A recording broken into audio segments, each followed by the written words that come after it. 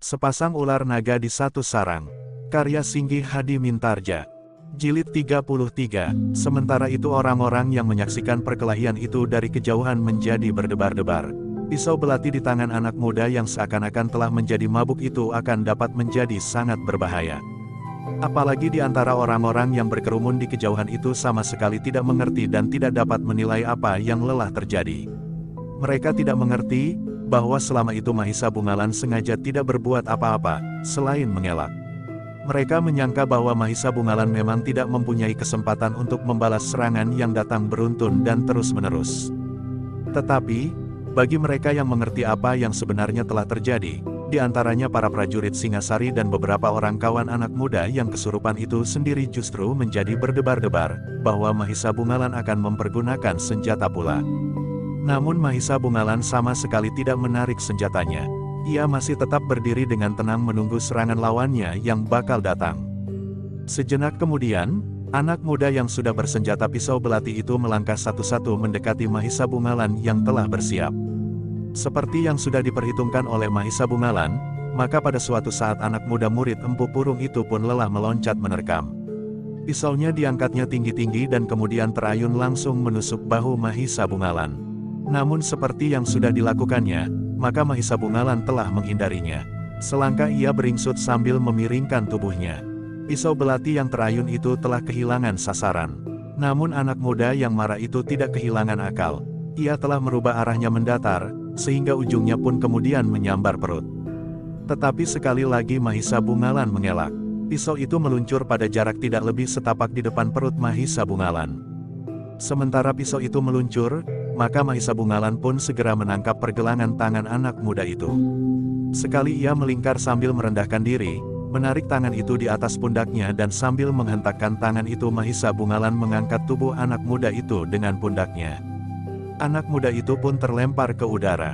Kakinya berputar dan kemudian terlempar sementara tangannya masih dalam genggaman tangan Mahisa Bungalan. Anak muda murid Empu Purung itu bagaikan berputar di udara. Badannya yang kuat kekar itu bulat-bulat telah jatuh di tanah pada punggungnya. Mahisa Bungalan melepaskan tangan anak muda itu. Tetapi anak muda itu tidak segera dapat bangkit. Sambil menyeringai ia menekan punggungnya dengan telapak tangannya. Baru sejenak kemudian, murid Empu Purung itu terlatih-tatih berdiri sambil mengumpat-umpat. Meskipun punggungnya terasa sakit, tetapi ia tidak mau melihat kenyataan itu. Dengan wajah yang merah membara ia masih tetap mengacungkan senjatanya kepada Mahisa Bungalan. Anak gila, salah seorang prajurit Singasari justru membentaknya, "Kau masih akan melawan. Persetan," geram anak muda itu, "aku akan membunuhnya. Anak yang tidak tahu diri. Kau sangka bahwa kau akan dapat berbuat sesuatu dengan kegilaanmu itu? Aku akan membunuhmu pula. Jangan membuat lelucon semacam itu," desis prajurit yang seorang lagi. "Pada suatu saat kami akan kehilangan kesabaran kami. Aku tidak memerlukan kesabaranmu. Marilah, majulah bersama-sama. Aku akan membunuhmu semuanya." "Kau sudah hampir mati," desis prajurit Singasari itu. "Kau yang hampir mati." Prajurit muda itu tiba-tiba saja tidak dapat mengendalikan kemarahannya. Selangkah ia meloncat maju. Hampir saja tangannya meraih tangan murid Empu Purung yang menggenggam senjata itu. Untunglah bahwa Mahisa Bungalan cepat bergerak dan mencegahnya. "Jangan marah," desis Mahisa Bungalan. "Anak itu memang pantas untuk disumbat mulutnya." Dalam keadaan serupa itu, ia masih saja tetap mengingau. "Biar sajalah ia berkata apa saja," jawab Mahisa Bungalan. "Tentu tidak, ia memaki dan mengumpati kami. Kita adalah prajurit-prajurit Singasari yang bertugas di sini. Ia tidak boleh menghina kita yang membawa limpahan kekuasaan Singasari atas daerah ini. Setiap orang tidak boleh menghina pihak lain. Anak muda itu memang tidak boleh menghina siapapun. Tetapi biarlah ia menyadari kesalahannya itu jika ia sudah mempunyai waktu untuk mengendapkan perasaannya. Kini ia sedang dibakar oleh kemarahan dan kekecewaan. Tetapi ia tidak boleh berbuat sekehendak hati. Aku dapat memukulinya sampai mati tanpa urusan apapun juga," desis seorang prajurit muda. "Tentu tidak," sahut Mahisa Bungalan, "justru karena kita seorang prajurit. Apapun yang kita lakukan harus kita pertanggungjawabkan. Bukan sebaliknya, bahwa karena kita seorang prajurit, kita dapat berbuat apa saja." Prajurit muda itu agaknya tidak dapat mengerti keterangan Mahisa Bungalan yang juga masih muda. Tetapi seorang prajurit yang lebih tua menggamitnya sambil berbisik jangan diseret oleh perasaan yang keliru. Dengarlah pendapat Mahisa Bungalan. Ia adalah orang yang justru menjadi sasaran kedunguan anak gila itu. Tetapi ia tetap dapat menguasai perasaan dan tingkah lakunya. Prajurit muda itu menarik nafas dalam-dalam, seakan-akan ingin mengendapkan kembali perasaannya yang sudah bergejolak sampai ke kepala. Dalam pada itu, Mahisa Bungalan melangkah mendekati murid Empu Purung itu sambil berkata, cobalah mengerti apa yang telah terjadi. Jika aku mencegah kawanku menghukummu, bukan karena aku takut akan akibatnya. Setiap prajurit tidak akan gentar menghadapi apapun juga. Tetapi kami pun sadar bahwa yang kami lakukan adalah suatu tindakan yang harus dipertanggungjawabkan. Nah, sekarang pulanglah, dan jangan mencoba lagi, agar kau tidak terperosok ke dalam kesulitan. Aku tahu, kau tentu seorang anak muda yang baru mendapat latihan-latihan olah kanuragan. Barangkali kau baru menerima sejenis ilmu yang kau anggap mumpuni. Tetapi kau harus sadari, tidak ada ilmu yang tidak terkalahkan. Aku sekarang tidak dapat kau kalahkan. Tetapi tentu ada orang yang dapat mengalahkan aku. Dan barangkali orang-orang itu justru pada suatu saat kau kalahkan. Murid Empu Purung yang masih membawa senjata itu memandang wajah Mahisa Bungalan dengan sorot mata yang membara. Dan karena sorot mata itulah Mahisa Bungalan merasa prihatin. Anak muda itu ternyata sama sekali tidak mau mengakui kesalahan yang telah dilakukannya. Meskipun ia kemudian hanya berdiri mematung, namun nampak pada matanya, bahwa ia menyimpan dendam yang membara di dalam hati. Kisanak berkata, Mahisa Bungalan, mungkin saat ini kau masih dibakar oleh kemarahan. Tetapi aku harap kau cukup dewasa menanggapi keadaan. Kaulah yang telah mulai membuat persoalan. Aku tahu, tentu bukannya tanpa maksud. Tetapi kau dapat menilai, apakah hasil dari tingkahmu yang aneh itu. Anak muda itu tidak menyahut. Tetapi senjatanya masih tetap tergenggam. Serahkan senjata itu, desis Mahisa Bungalan, meskipun aku tahu bahwa kau masih menyimpan senjata serupa di rumahmu. Bahkan mungkin tidak hanya satu. Dan bahkan mungkin kau juga menyimpan pedang, tombak dan senjata-senjata yang lain. Wajah anak itu menjadi semakin membara. Serahkan Kisanak, itu adalah suatu pertanda bahwa kau mengakui kesalahanmu. Anak muda itu masih tetap berdiri dengan tegang. Tetapi dengan tenang Mahisa Bungalan melangkah semakin dekat. Prajurit-prajurit Singasari yang menyaksikan menjadi tegang pula. Bagaimanapun juga anak muda itu masih tetap bersenjata. Jangan mempersulit diri sendiri, berkata Mahisa Bungalan. Sejenak anak muda itu memandang Mahisa Bungalan dengan tatapan mata penuh dendam. Namun tiba-tiba saja ia meloncat maju dengan garangnya. Dengan sisa tenaganya ia menusuk lambung Mahisa Bungalan dengan senjatanya. Yang menyaksikan serangan itu terkejut bukan buatan. Para prajurit itu pun serentak telah bergeser maju. Mereka telah siap melakukan apa saja menghadapi segenap kemungkinan. Tetapi, yang mereka lihat kemudian adalah, bahwa Mahisa Bungalan telah menangkap pergelangan tangan anak muda itu. Dengan satu pukulan sisi telapak tangannya, maka pisau belati di tangan anak muda itu telah terlepas. Ternyata bahwa genggaman tangan Mahisa Bungalan bagaikan himpitan besi baja di pergelangan tangan anak muda itu. Sambil menyeringai ia pun menggeliat menahan kesakitan. Ambil pisau itu, geram Mahisa Bungalan yang masih mencoba menahan kemarahan yang hampir tidak terbendung. Ambil, bentaknya, dan serahkan kepadaku. Aku minta kau menyerahkan senjata itu. Para prajurit menjadi semakin tidak mengerti tingkah laku Mahisa Bungalan. Mereka melihat Mahisa Bungalan justru melepaskan anak muda itu. Ambil pisau itu dan serahkan kepadaku. Wajah Mahisa Bungalan pun menjadi merah. Ketika anak muda itu masih belum beranjak dari tempatnya, tiba-tiba saja tangan Mahisa Bungalan terayun di wajahnya. Terdengar anak muda itu berdesah ketika ia terdorong selangkah surut, dan bahkan kemudian jatuh terlentang di tanah. Ketika tangannya mengusap mulutnya, maka ia melihat warna merah di jari-jarinya. Cepat bangkit dan ambil pisau itu, perintah Mahisa Bungalan semakin keras. Tiba-tiba wajah anak muda itu menjadi pucat. Mulutnya terasa betapa sakitnya, sedangkan darah mengalir semakin deras. Sebuah giginya telah patah dan justru telah tertelan. Ketika Mahisa Bungalan melangkah maju, maka dengan tergesa-gesa anak muda itu bangkit, betapapun tubuhnya merasa sakit. Dengan tergesa-gesa pula ia memungut pisau belatinya yang terjatuh. Serahkan kepadaku, atau kau ingin aku benar-benar membunuhmu, geram Mahisa Bungalan. Anak muda itu ragu-ragu, tetapi ia tidak mendapat kesempatan untuk berpikir lebih lama. Ketika Mahisa Bungalan bergerak setapak, maka ia pun dengan serta-merta mengacungkan pisaunya. Seharusnya kau tidak gila, geram Mahisa Bungalan, aku dapat kehabisan kesabaran dan membuat wajahmu berubah. Pegang pisau itu pada tajamnya, dan ulurkan tangkainya. Anak muda murid Empu Purung itu tidak berani membantah. Ia pun kemudian memegangi pisaunya pada tajamnya dan mengulurkan tangkaiannya kepada Mahisa Bungalan. Jadilah pertanda bahwa kau sudah mengakui kesalahan dan kekalahanmu.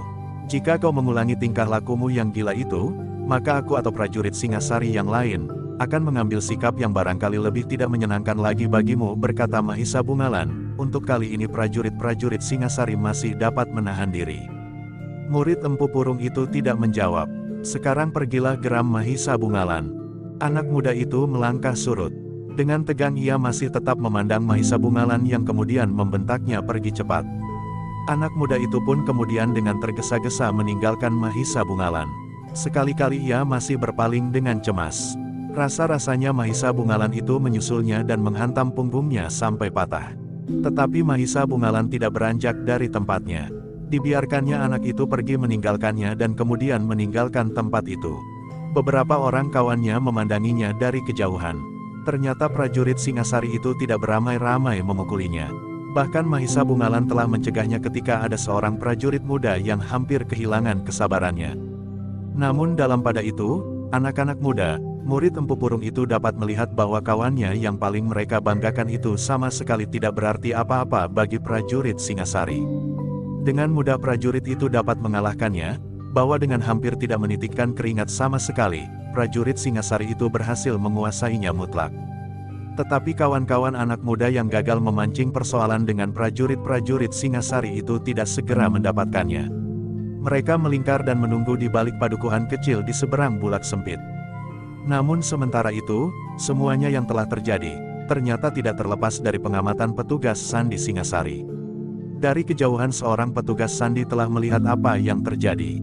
Karena itulah, maka ia pun selalu mengawasi anak muda yang kemudian dengan tergesa-gesa pergi meninggalkan Mahisa Bungalan itu.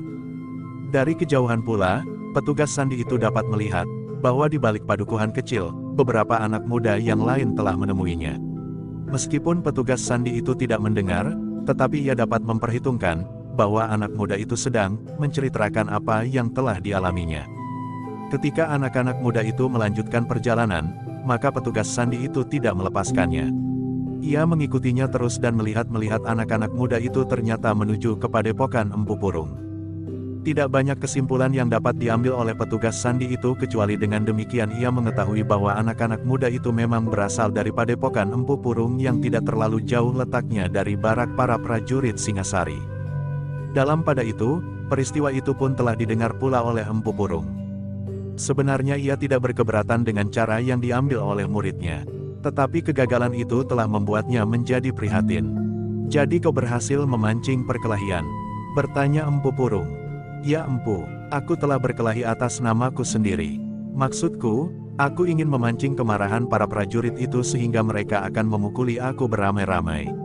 Itu akan dapat aku jadikan alasan untuk menyerang barak itu tanpa membawa nama padepokan ini. Karena yang terjadi adalah sekedar benturan antara anak-anak muda. Tetapi ternyata bahwa prajurit Singasari itu telah kepancingan hantu. Jangankan beberapa orang, sedangkan sebuah pukulan telah membuat aku hampir pingsan. Empu Purung mengangguk-angguk. Yang telah terjadi dapat dibuatnya ukuran, bahwa yang telah mereka capai sama sekali belum berarti apa-apa bagi prajurit-prajurit Singasari. Meskipun jumlah kami jauh lebih banyak, tetapi kami tidak dapat berbuat apa-apa jika kemampuan kami masih saja terbatas seperti ini, berkata Empu Purung kemudian. Ya Empu, mereka bagaikan mendapat kekuatan dari iblis, jawab anak muda yang mulutnya berdarah itu. Baiklah, berkata Empu Purung, yang kalian dapatkan daripadaku memang baru sedikit. Tetapi aku tidak cemas, masih ada waktu bagi kalian untuk melatih diri lebih baik dan tekun, sambil menunggu keterangan dari Empu Baladatu. Jangan takut. Jika dengan kekuatan wadah kita tidak mampu melawan, maka aku akan membuat mereka menjadi gila, karena sebenarnya aku sendiri akan dapat membuat mereka tidak berdaya. Murid-muridnya mengangguk-angguk. Bagi mereka Empu Purung adalah orang yang luar biasa, yang mampu meruntuhkan gunung dan mengeringkan lautan. Itulah sebabnya, maka murid-muridnya pun segera melupakan apa yang telah terjadi. Anak muda yang tidak berdaya menghadapi Mahisa Bungalan itu pun kemudian sambil mengangkat dadanya berkata di dalam hati, pada suatu saat aku akan datang lagi. Dengan sebuah sentuhan jari telunjukku, kau akan menjadi debu. Sejak saat itu, maka murid-murid Empu Purung itu pun dengan tekun mulai memperdalam ilmunya. Meskipun ilmu kanuragan Empu Purung sama sekali tidak mengajari mereka dengan ilmunya yang dahsyat. Tidak mengajari mereka bagaimana caranya meruntuhkan gunung dan mengeringkan lautan dengan sentuhan jari. Meskipun demikian, mereka telah menjadi bangga dengan kemajuan yang mereka capai dalam olah kanuragan. Bahkan bukan saja anak-anak muda murid Empu Purung itulah yang harus meningkatkan ilmunya. Tetapi setiap orang laki-laki yang berada di bawah pengaruhnya Empu Purung pun telah dengan tekun berusaha menambah ilmunya, karena mereka pun mendengar bahwa prajurit-prajurit Singasari memiliki ilmu kanuragan yang tinggi. Namun setiap kali murid-murid Empu Purung selalu memperingatkan, agar mereka tidak menjadi cemas, Empu Purung mempunyai kemampuan yang tidak terbatas. Jika kita tidak mampu melawan mereka, maka Empu Purung akan menggiring mereka dengan ilmunya ke lembah. Kemudian tebing di sebelah menyebelah pun akan runtuh menimbun tubuh mereka, sehingga mereka akan menjadi lumat karenanya. Orang-orang yang berada di bawah pengaruh Empu Purung, itu menjadi gembira. Mereka berharap bahwa hal itu akan segera terjadi. Dalam pada itu, para petugas sandi dari Singasari yang berhasil melihat dan mengikuti anak-anak muda murid Empu Purung itu pun mengikuti setiap perkembangan dengan saksama. Mereka selalu mengawasi latihan-latihan yang diadakan setiap saat. Di padepokan Empu Purung, di banjar-banjar padukuhan dan hampir di setiap rumah. Perkembangan mereka mulai mencapai suatu tingkat yang berbahaya, Kilurah, berkata petugas sandi itu kepada pemimpin prajurit Singasari. Pemimpin prajurit Singasari itu mengangguk-angguk. Beberapa orang terpenting dari pasukannya segera dipanggilnya untuk berbicara, termasuk Mahisa Bungalan. Perkembangan yang serupa terjadi di beberapa tempat, berkata Mahisa Bungalan, kita harus memperhatikan perkembangan itu secara menyeluruh. Ya, sahut pemimpin prajurit Singasari itu, kita tidak dapat bertindak sendiri. Apakah kita menunggu mereka berkembang semakin luas? Bertanya seseorang. Semua masalah harus kita perhatikan, berkata pemimpin prajurit itu. Jika kita tergesa-gesa bertindak di satu tempat, maka hal itu akan merupakan peringatan bagi tempat lain yang menghadapi persoalan serupa. Tetapi ada persoalan lain di sini, sahut Mahisa Bungalan. Jika keadaan memang memaksa, kita dapat mengembangkan persoalan yang membatasi lingkungan yang kecil ini. Maksudmu, persoalan di antara kita, tegasnya, aku dan anak-anak muda yang telah dengan sengaja memancing persoalan. Jika perlu, hal itu dapat dikembangkan sebagai alasan kita untuk bertindak tanpa menyentuh persoalan yang sebenarnya dari tugas kita di sini. Pemimpin prajurit itu mencoba melihat kemungkinan yang dikatakan oleh Mahisa Bungalan. Baginya, cara itu nampaknya memang akan lebih mempersempit persoalan, seakan-akan yang terjadi bukannya karena kecurigaan prajurit Singasari terhadap semakin majunya ilmu orang-orang di padepokan Empu Purung itu. Meskipun demikian, pemimpin prajurit Singasari itu masih tetap berhati-hati. Karena itu maka katanya, kita harus membuat pertimbangan-pertimbangan tersendiri. Tetapi baiklah, hal ini akan aku perhatikan. Barangkali akan merupakan pemecahan yang paling mungkin kita lakukan. Dengan demikian, maka prajurit-prajurit Singasari itu masih harus menahan diri. Mereka masih harus tinggal di barak dengan cara yang serupa. Namun di balik bukit, sekelompok prajurit yang lain tinggal dalam satu perkemahan yang menjemukan. Tetapi karena mereka membagi waktu sebaik-baiknya, maka kejemuan itu pun sebagian dapat diatasi. Sementara pihak Singasari dan mereka yang berada di bawah pengaruh Empu Baladatu sedang berada dalam satu lingkaran kecurigaan, maka Linggapati di Mahibit merasa bahwa usahanya telah berhasil. Dengan demikian maka ia tinggal menunggu benturan kekuatan yang akan segera terjadi. Jika kedua belah pihak telah menjadi parah, maka Linggapati akan tampil dan berdiri di atas keduanya. Baladatu akan hancur oleh prajurit-prajurit Singasari. Dan prajurit-prajurit Singasari yang menjadi lemah itu akan aku hancurkan pula bersama para aku yang telah bersedia berdiri di barisanku, berkata Linggapati kepada dirinya sendiri dengan penuh kebanggaan.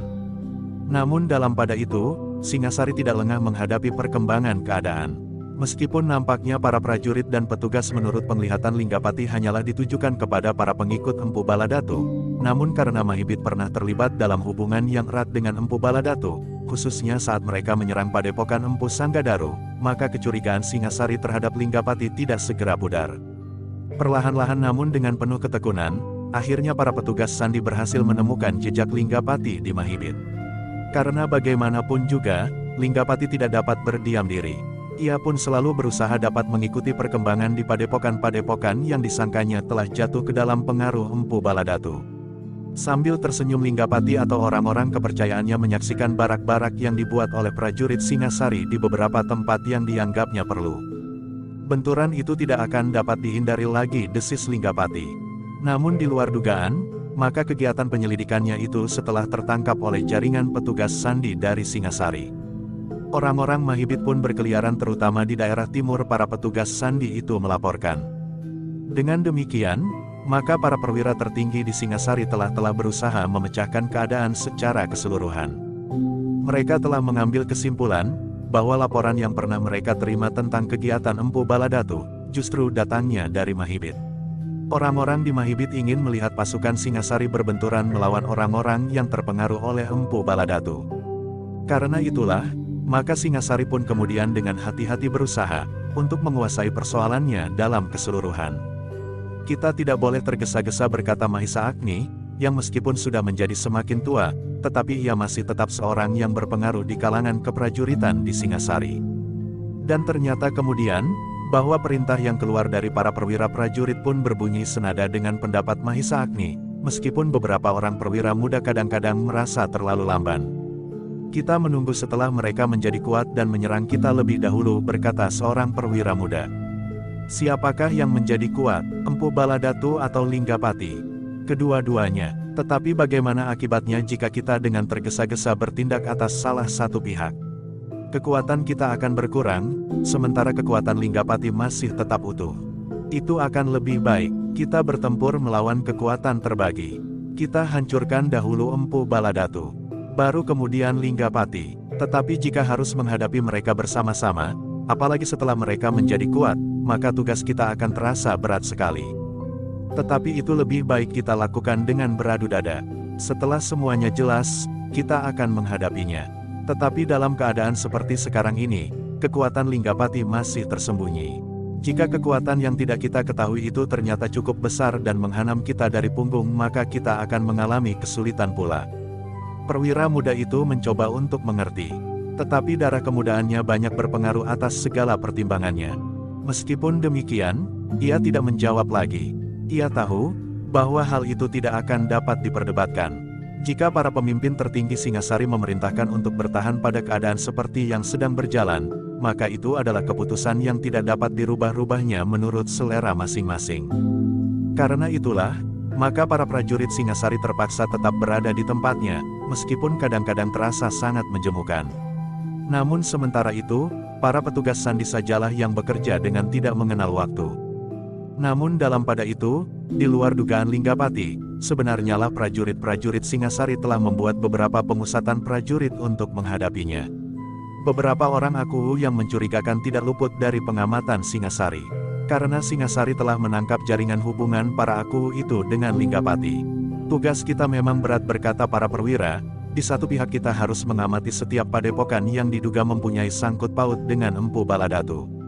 Peningkatan yang menyolok dalam olah kanuragan merupakan pertanda yang dapat dijadikan pegangan sementara. Namun dalam pada itu, juga kegiatan para Aku yang dalam pengamatan para petugas sandi mengadakan hubungan dengan Linggapati. Jangan sandarkan pada kekuatan para prajurit semata-semata, berkata para perwira yang sudah berpengalaman. Hadapi kegiatan di padepokan itu dengan kegiatan serupa di padukuhan sekitarnya. Demikian juga kegiatan oleh kanuragan di beberapa daerah yang langsung dilakukan oleh para Aku. Ternyata bahwa perintah itu mendapat sambutan yang baik dari para pemimpin kelompok di tempat-tempat yang terpencar. Mereka berusaha untuk membuat hubungan dengan para buyut di padukuhan-padukuhan di sekitarnya. Kami menawarkan tenaga kami yang seakan-akan sia-sia saja, berkata seorang prajurit yang seolah-olah sekedar ingin menghapuskan kejemuan. Buyut padukuhan di sebelah padepokan yang meningkatkan kegiatannya, semula sama sekali tidak bercuriga. Jika ada orang-orang dari padukuhan-padukuhan yang termasuk wilayahnya, ikut serta dalam latihan-latihan di padepokan itu, Ki Buyut pun tidak menaruh prasangka apa-apa. Menurut pengertiannya, di padepokan-padepokan memang sering diadakan peningkatan ilmu, yang kasar dan yang halus. Bahkan sebelumnya ada beberapa orang buyut yang justru merasa berterima kasih atas kesempatan yang diberikan kepada beberapa orang dari padukuhannya untuk ikut serta mendapatkan ilmu kanuragan. Namun pengaruh padepokan yang semakin meluas, kadang-kadang memang menjadi persoalan bagi Ki Buyut. Orang-orang yang berada di bawah pengaruh salah seorang pemimpin padepokan, seharusnya hanyalah dalam tataran ilmu kanuragan maupun kajiwan. Tetapi dasar-dasar pemerintahan bagi padukuhan mereka akan tetap berlaku seperti seharusnya di bawah pimpinan seorang buyut. Tetapi kadang-kadang orang-orang yang telah memiliki kemampuan dan ilmu kanuragan, tidak lagi mau tunduk kepada Ki Buyut di padukuhannya. Ia lebih dekat dengan pemimpin padepokannya. Demikian pula padukuhan Alas Pandan yang berada di bawah bayangan pengaruh Empu Purung. Ki Buyut kadang-kadang merasa bahwa pengaruhnya sudah jauh terdesak dari pengaruh Empu Purung dengan cantrik-cantriknya. Anak-anak muda dari padukuhan-padukuhan yang, termasuk wilayah Ki Buyut mulai mengabaikan peraturan-peraturan seharusnya berlaku. Mereka lebih senang menurut perintah Empu Purung daripada Ki Buyut meskipun dalam tata kehidupan di padukuhannya. Karena itulah ketika Mahisa Bungalan dengan diam-diam datang kepada Ki Buyut bersama seorang perwira prajurit Singasari dalam pakaian orang kebanyakan sehingga tidak mudah diketahui, Ki Buyut telah menyampaikan semuanya yang dirasakannya janggal. "Apakah prajurit Singasari dapat membantu aku?" bertanya Ki Buyut. Mahisa Bungalan dan perwira muda itu mengangguk-angguk. Dengan hati-hati Mahisa Bungalan berkata, "Apakah masih ada beberapa orang anak-anak muda yang tidak berada di bawah pengaruh Empu Purung? Aku kira masih ada Ki Sanak. Tetapi pada umumnya mereka adalah anak-anak muda yang tidak mengenal apapun selain langkah ke sawah dan ladang. Dalam pergaulan sehari-hari mereka sama sekali tidak memiliki wibawa apapun juga jika berhadapan dengan anak-anak muda yang sudah mempelajari ilmu kanuragan di padepokan Empu Purung." "Apakah di antara anak-anak muda itu pernah timbul perselisihan?" bertanya Mahisa Bungalan. "Hampir tidak pernah. Anak-anak muda yang tidak memiliki ilmu kanuragan itu tidak berani membantah apapun yang dikatakan dan kehendaki oleh mereka yang sering berada di padepokan. Bahkan mengenai urutan mempergunakan air dari parit yang kurang mencukupi itu pun, anak-anak muda yang merasa dirinya memiliki ilmu kanuragan itu, berbuat sekehendak hati mereka. Itulah sebabnya kadang-kadang tanaman di satu kotak sawah menjadi layu, sedangkan di sebelahnya nampak subur dan hijau. Apakah Ki Buyut pernah berbuat sesuatu? Aku pernah mengumpulkan mereka, tetapi anak-anak muda yang berada di bawah pengaruh Empu Purung itu merasa diri mereka terlalu kuat. Mereka merasa satu dengan anak-anak muda dari padukuhan yang lain, di luar kekuasaanku. Tetapi Bayut dari daerah itu pun merasa berprihatin seperti aku pula." Mahisa Bungalan mengangguk-angguk, lalu katanya, "Ki Buyut, kami adalah prajurit Singasari yang mendapat tugas di daerah ini. Selama ini kami hanya duduk-duduk, makan dan hidup dalam suasana yang menjemukan." Perwira muda di sebelah Mahisa Bungalan itu bergeser. Tetapi ketika ia akan mengucapkan sesuatu, Mahisa Bungalan telah menggamitnya, sehingga perwira muda itu mengerutkan keningnya dan mengurungkan kata-kata yang sudah hampir meloncat dari mulutnya. "Karena itu Ki Buyut," berkata Mahisa Bungalan, "kami ingin melepaskan kejemuan kami dengan kerja yang barangkali berguna bagi padukuhan ini." "Maksud Ki Sanak, bagaimana jika kami membantu anak-anak muda itu di dalam kerja dan kehidupan mereka sehari-hari?" Ki Buyut menarik nafas dalam-dalam. Katanya, itu memang dapat memberikan imbangan atas sikap anak-anak muda yang merasa dirinya kuat dalam olah kanuragan itu. Tetapi peristiwa itu hanyalah peristiwa sesaat. Jika kalian ditarik dari daerah ini, maka yang tinggal adalah dendam. Dendam dari anak-anak yang berada di bawah pengaruh Empu Purung itu terhadap anak-anak muda yang selama ini bekerja bersama kalian. Mahisa Bungalan mengangguk-angguk, tetapi katanya kemudian, "Meskipun demikian Ki Buyut, tetapi sudah barang tentu Ki Buyut tidak akan dapat membiarkan kepincangan ini terjadi untuk seterusnya. Ya, namun jika mungkin aku ingin mendapatkan pemecahan yang lestari. Bukan sekedar penyelesaian sementara, tetapi yang justru akan menimbulkan kesulitan di kemudian hari." Mahisa Bungalan menarik nafas dalam-dalam. Ki Buyut ternyata memang persoalan itu dalam keseluruhan dan bagi masa depan yang panjang. Sebenarnya lah menurut penilaian Mahisa Bungalan, Ki Buyut adalah orang yang memiliki kemampuan berpikir. Tetapi ia tidak sempat melakukannya. Karena itu, maka menurut perhitungan Mahisa Bungalan, Ki Buyut akan dapat diajaknya bekerja bersama untuk mengatasi kesulitan yang dialami oleh anak-anak muda yang justru sejalan dengan rencananya. Dengan sungguh-sungguh Mahisa Bungalan pun kemudian bertanya kepada Ki Buyut, Ki Buyut, apakah jumlah anak-anak muda yang berada di bawah pengaruh Empu Purung itu cukup banyak?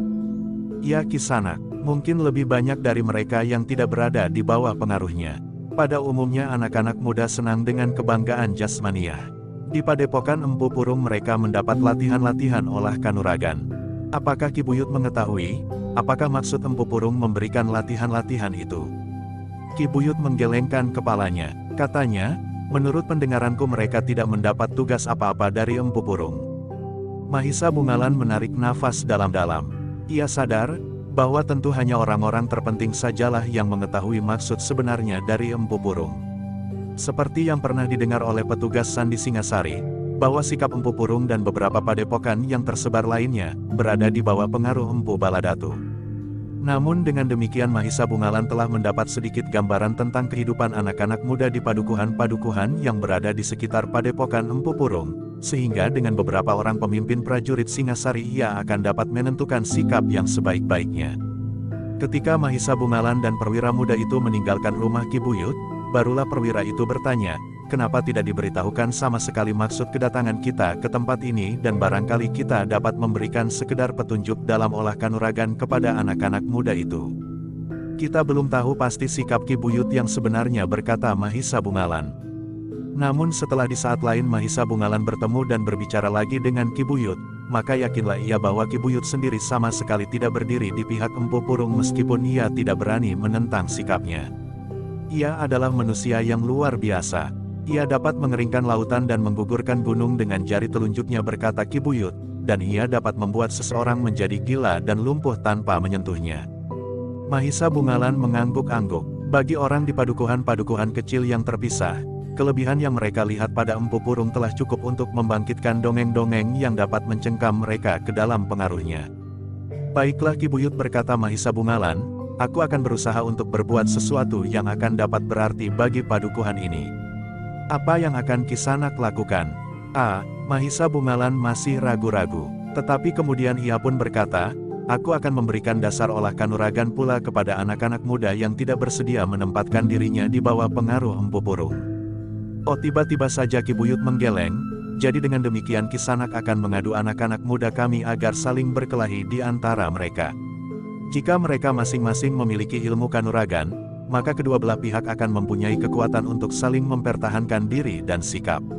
Yang akan terjadi kemudian adalah perkelahian yang tidak ada henti-hentinya di padukuhan ini. Apakah dengan demikian keadaan padukuhan ini akan bertambah baik? Mahisa Bungalan menarik nafas dalam-dalam. Katanya kemudian, Ki Buyut, imbangan kekuatan memang dapat menimbulkan bencana. Mungkin akan terjadi benturan kekuatan di antara mereka. Tetapi tanpa imbangan kekuatan, yang terjadi adalah penindasan semata-mata. Akan lebih baik jika kita dapat menilai sikap dan tingkah laku mereka yang mungkin akan dapat memiliki imbangan kekuatan. Jika mereka yang mengerti arti yang sebenarnya dari tugas kemanusiaan memiliki kekuatan yang lebih besar, maka akan segera terjadi ketenangan di dalam padukuhan ini.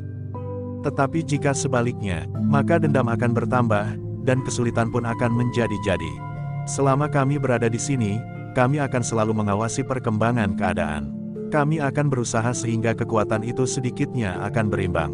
Biarlah para prajurit yang jemu untuk sekedar duduk-duduk dan makan sambil bergurau itu mendapat tugas yang lebih menarik. Membimbing anak-anak muda itu untuk berlatih dalam olah kanuragan.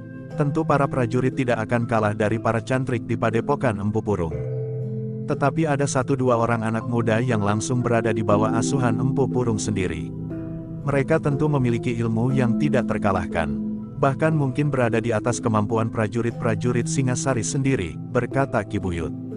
Tetapi Mahisa Bungalan menggeleng, katanya, tidak Ki Buyut. Bahkan Empu Purung tidak akan dapat mengalahkan pemimpin kami yang bertugas di sini.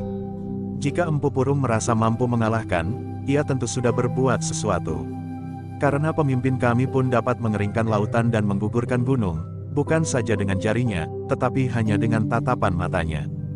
Ki Buyut tampak ragu-ragu, namun kemudian ia menarik nafas sambil berkata, terserah kepada kebijaksanaan Kisanak. Mahisa Bungalan menarik nafas dalam-dalam. Dengan susah payah ia sudah berhasil meyakinkan Ki Buyut, bahwa dengan memberikan imbangan kekuatan, maka anak-anak muda yang telah menyadap ilmu di padepokan Empu Purung, apakah dengan langsung atau lewat cantrik-cantriknya, akan terpaksa mempertimbangkan tingkah lakunya di padepokannya. Ki Buyut berkata Mahisa Bungalan kemudian, baiklah aku akan segera mulai. Pembicaraan ini dapat aku anggap sebagai izin yang telah Ki Buyut berikan. Aku akan mengatur saat-saat yang paling tepat dan menghubungi orang-orang yang mungkin bersedia. Untuk itu, di saat-saat mendatang, mungkin aku akan sering bertemu dengan Ki Buyut. Dan aku akan terlibat dalam kesulitan dengan Empu Purung, desis Ki Buyut. Dengan diam-diam seperti yang selalu aku lakukan, tidak ada orang yang mengetahui bahwa Ki Buyut telah berhubungan dengan prajurit-prajurit Singasari. Semuanya terserah kepada Kisanak, tetapi aku mohon, bahwa yang akan terjadi adalah ketenangan dan ketentraman. Bukan sebaliknya. Mahisa Bungalan mengangguk-angguk, ia menyanggupi pesan itu. Katanya, aku akan berusaha sebaik-baiknya. Ternyata bahwa sikap Ki Buyut itu merupakan sikap kebanyakan tetua padukuhan yang dihubungi oleh prajurit-prajurit Singasari di beberapa tempat. Pada umumnya mereka segan terlibat dalam kesulitan melawan kekuatan yang seakan-akan telah tersusun di daerah-daerah terpencil yang pengaruhnya sampai ke padukuhan-padukuhan mereka. Di alas pandan Mahisa Bungalan mulai dengan usahanya untuk menghubungi anak-anak muda yang tidak terlibat dalam kegiatan Empu Purung. Apakah mereka dianggap kurang memenuhi syarat, atau dianggap terlampau malas dan lemah, atau dengan alasan apapun juga, namun yang ternyata kemudian telah tersisih dari kawan-kawan yang ikut serta dalam latihan-latihan olah kanuragan. Ternyata jumlah mereka masih cukup, berkata Mahisa Bungalan. Tetapi sulit untuk memancing keberanian mereka. Kita akan melindungi mereka dengan panji-panji kebesaran prajurit Singasari, desis Mahisa Bungalan. Jika mereka menentang rencana kita, maka mereka akan berhadapan dengan prajurit Singasari. Sementara itu, usaha untuk menempa mereka dapat dilakukan dengan terbuka. Kita sudah mulai menantang Empu Purung, berkata salah seorang perwira. Aku kira Empu Purung tidak akan bertindak sendiri sebelum mendapat perintah dari Empu Baladatu. Para prajurit Singasari itu pun sependapat, bahwa mereka akan melakukannya tanpa bersembunyi lagi. Mereka mempunyai perhitungan tersendiri tentang Empu Purung. Bahkan seandainya Empu Purung langsung bertindak atas namanya sendiri, maka prajurit Singasari pun telah siap melawannya. Di hari-hari berikutnya, maka prajurit Singasari pun mulai memasuki padukuhan-padukuhan kecil di daerah pengaruh Empu Purung. Meskipun demikian, mereka tidak dapat berbuat dengan tergesa-gesa karena kebanyakan anak-anak muda justru menjadi cemas melihat sikap mereka.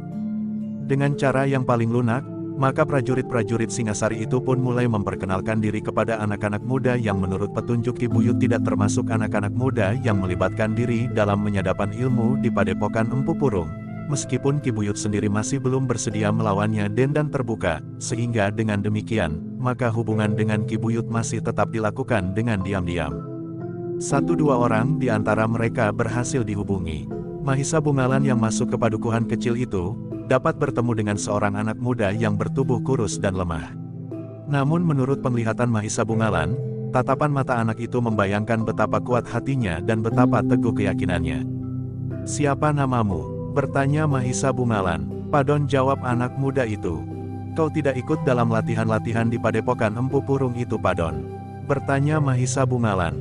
"Aku tidak ikut diminta, mungkin karena aku sakit-sakitan saja selama ini." "Dan kau menyesal?" Padon termangu-mangu sejenak. Namun sambil tersenyum Mahisa Bungalan berkata, "Seharusnya kau mengucap syukur. Tetapi aku mengalami banyak kesulitan dari kawan-kawanku itu. Mereka merampas air yang seharusnya mengairi sawahku. Mereka merampas padang rumput daerah penggembalaan ternakku dan masih banyak lagi yang dilakukan justru karena mereka sama sekali tidak takut mengalami akibat apapun dari perbuatannya. Dan kau terima nasib itu sampai di hari tuamu. Juga anak-anakmu dan cucu-cucumu. Kurang dari." Padon mengerutkan keningnya. Pertanyaan itu seolah-olah telah menggugah pertanyaan serupa di dalam hatinya yang paling dalam. "Ya, apakah demikian?" pikirkan Padon. "Nasib masa depanmu dan masa depan keluargamu akan selalu terancam. Lalu apa yang dapat aku kerjakan? Kau masih sakit-sakitan." "Ya, aku memang sakit-sakitan." Mahisa Bungalan menarik nafas dalam-dalam. Anak-anak yang tidak ikut serta berlatih ilmu kanuragan di padepokan Empu Purung adalah anak-anak muda yang sakit-sakitan atau yang dianggap pengecut. "Kau sudah berusaha mengobati sakitmu?" Padon menggeleng. Jawabnya, "Tidak ada gunanya. Aku selalu merasa tidak berdaya. Kau kekurangan bukan saja makanan bagi jasmanimu, tetapi juga rohanimu. Seseorang Dapat terasa dirinya sakit meskipun ia sehat. Tetapi aku benar-benar sakit. Mahisa Bungalan mengangguk-angguk. Namun tiba-tiba ia bertanya, seandainya kau sehat, apakah kau juga akan ikut serta pergi ke padepokan Empu Purung? Pertanyaan itu telah membingungkannya. Kau tidak usah menyembunyikan sesuatu. Katakan, aku tidak berkeberatan atas kedua jenis jawaban yang mungkin kau berikan. Ya, atau tidak, aku tidak berkepentingan apakah kau ingin berada di dalam lingkungan mereka atau tidak. Padon Mas tetap termangu-mangu. Bahkan ia pun pernah mendengar, bahwa salah seorang, kawannya yang berada di dalam lingkungan, padepokan Empu Purung, bahkan termasuk seorang anak muda pilihan, telah berkelahi melawan seorang prajurit Singasari. Katakanlah sikapmu sendiri Padon, desak Mahisa Bungalan. Anak muda itu menarik nafas dalam-dalam.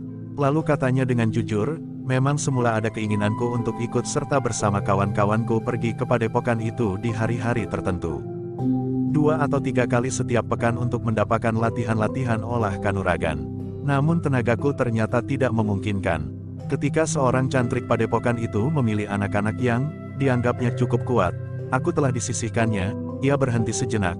Lalu, namun kemudian ternyata aku merasa berterima kasih bahwa aku telah dibebaskan dari kewajiban tersebut. Kenapa? Ternyata mereka yang telah mendapat bimbingan dari padepokan itu merasa dirinya dapat berbuat apa saja terhadap orang lain. Agaknya tidak, apalagi jika aku merasa diriku telah tersentuh akibat dari sikap itu. Meskipun demikian aku dan beberapa orang kawan tidak dapat berbuat apa-apa. Mahisa Bungalan mengangguk-angguk, tetapi ia tidak langsung menyatakan maksudnya bahwa ia bersedia untuk memberikan imbangan atas sikap anak-anak muda yang telah berada di dalam lingkungan Empu Purung itu. Namun dalam pada itu, kunjungan prajurit Singasari pada anak-anak muda di luar lingkungan padepokan Empu Purung telah menumbuhkan kecurigaan mereka. Meskipun mereka belum melihat sesuatu tindakan yang dapat mengancam kedudukan mereka, namun agaknya mereka merasa perlu untuk mengambil sikap. Karena itulah, maka beberapa orang di antara mereka telah mendatangi Padon dengan sikap yang kasar. "Apa yang kau lakukan Padon?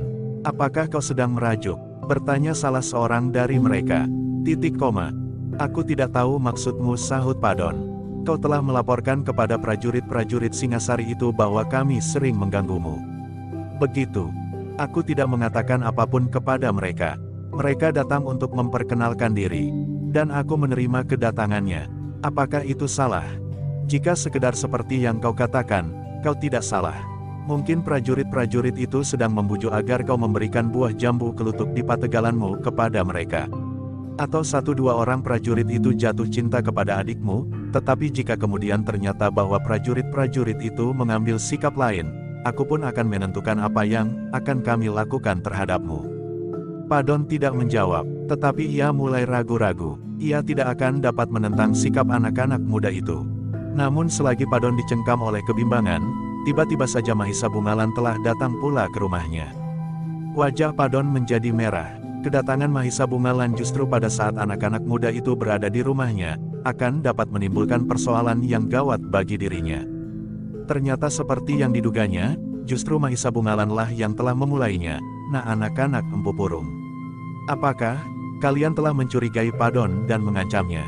Anak-anak muda itu terkejut mendengar pertanyaan Mahisa Bungalan yang berterus terang itu. Salah seorang dari mereka menjadi panas dan menjawab dengan berterus terang pula, "Ya, kami mencurigai Padon. Mungkin ia telah memfitnah kami dan memberikan keterangan yang salah terhadap kalian." Mahisa Bungalan tertawa, katanya, "Padon tidak pernah memberikan keterangan apa-apa kepadaku. Justru pengetahuanku tentang kalian sudah jauh lebih banyak dari Padon. Aku pernah melayani salah seorang dari kalian berkelahi. Dan itu dapat aku jadikan ukuran tingkah laku kalian." Mahisa Bungalan berhenti sejenak, lalu, "Sekarang, justru akulah yang akan mengancam. Jika terjadi sesuatu atas Padon, siapapun yang melakukan, aku akan minta pertanggungan jawab kalian.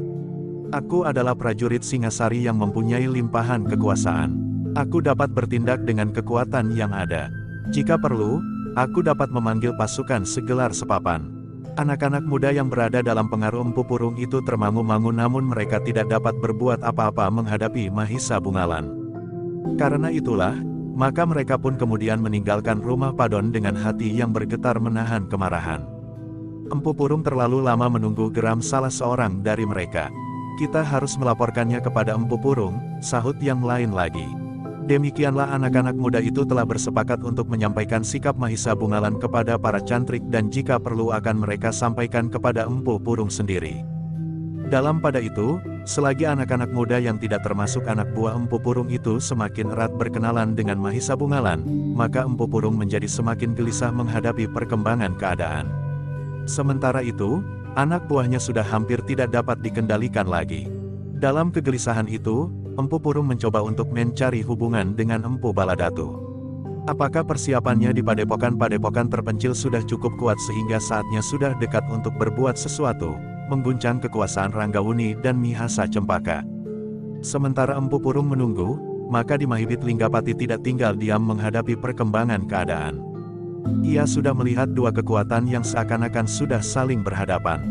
Karena itulah, maka ia pun memperluas jaring-jaringnya. Berbeda dengan Empu Baladatu yang mencari kekuatan kepada kawan-kawan yang berada di padepokan-padepokan dan menyelenggarakan perguruan ilmu kanuragan, maka Linggapati masih saja sibuk dengan para akuu dan pemimpin pemerintahan yang lain.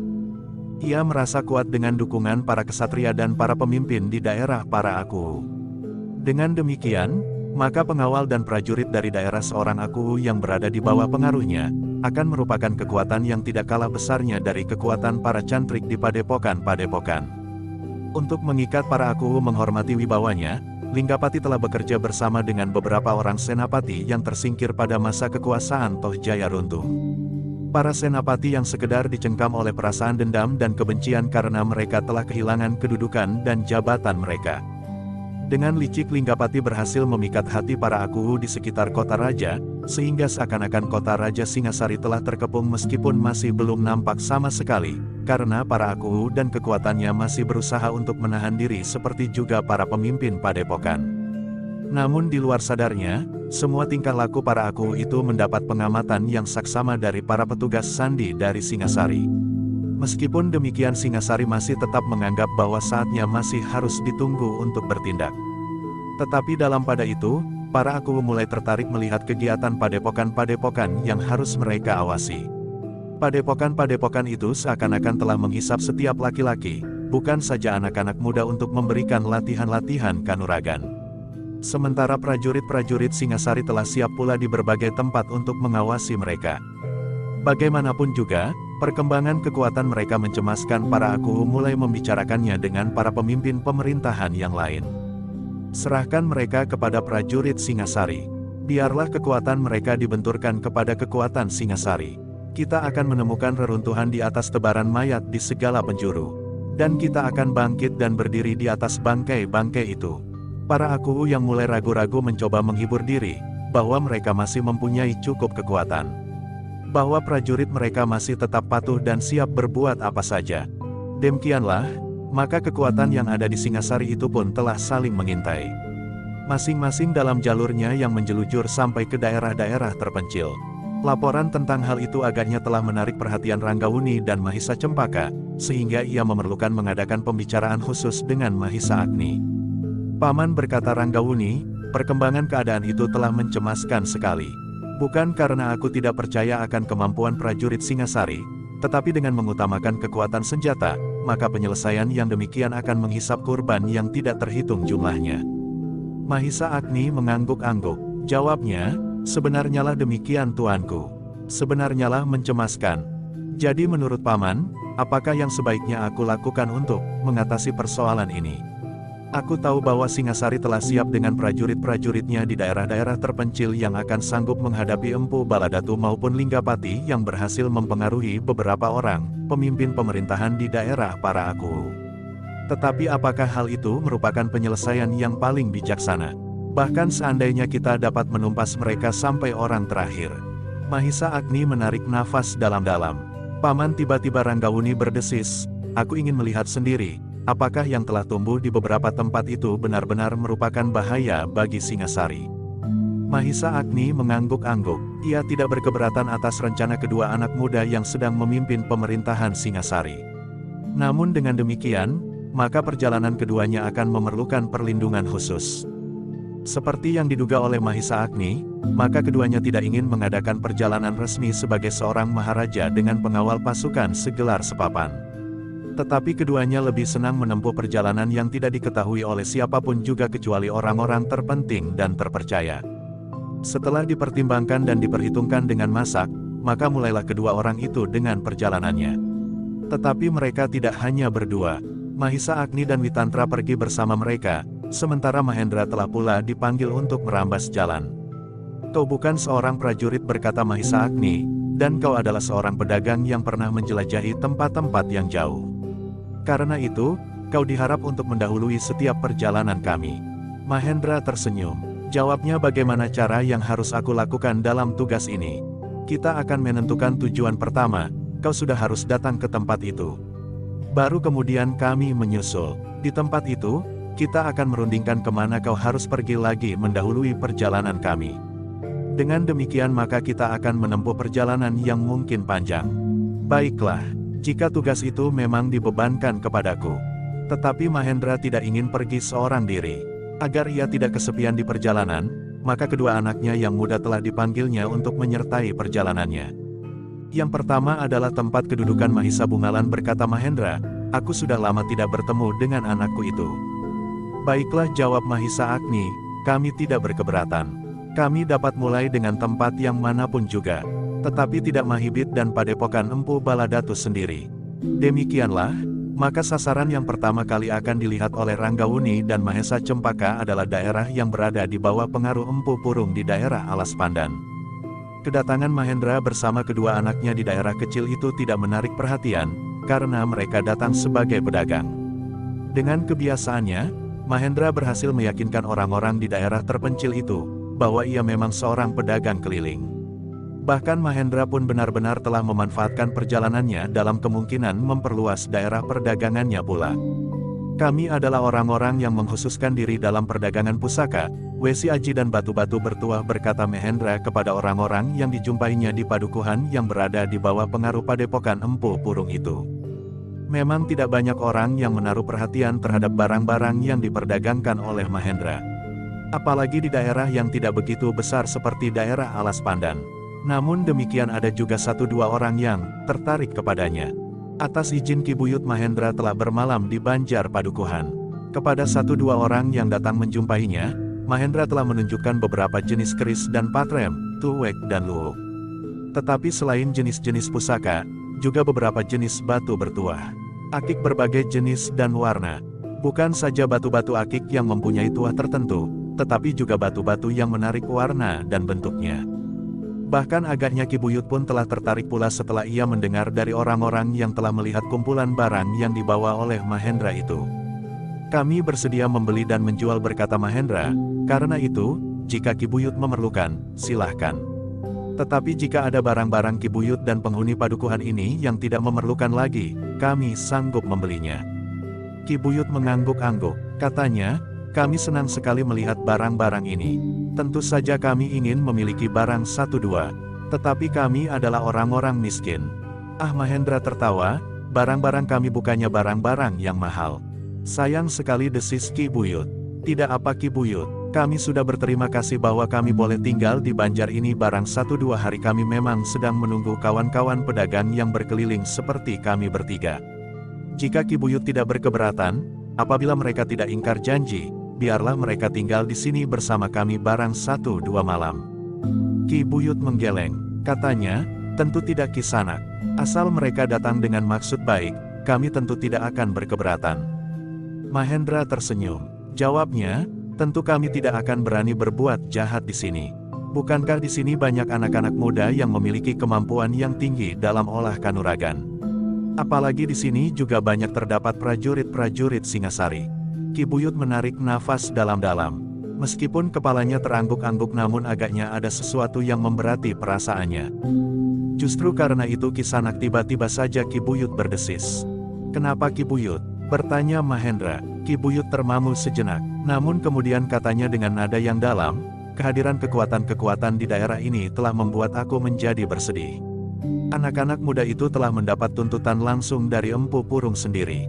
Bahkan 1-2 yang dianggapnya terkuat telah mendapat tuntunan langsung dari Empu Purung sendiri. Sementara itu hadir kekuatan lain di daerah ini, prajurit Singasari yang menularkan kemampuannya kepada anak-anak muda yang lain. Mahendra mengangguk-angguk. Ia dapat mengerti kenapa Ki Buyut itu nampak murung.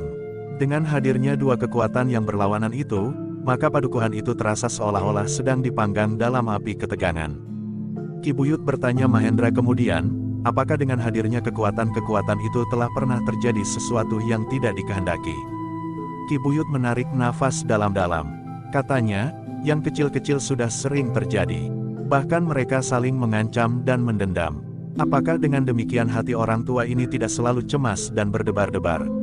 Seakan-akan padukuhan ini telah basah oleh minyak.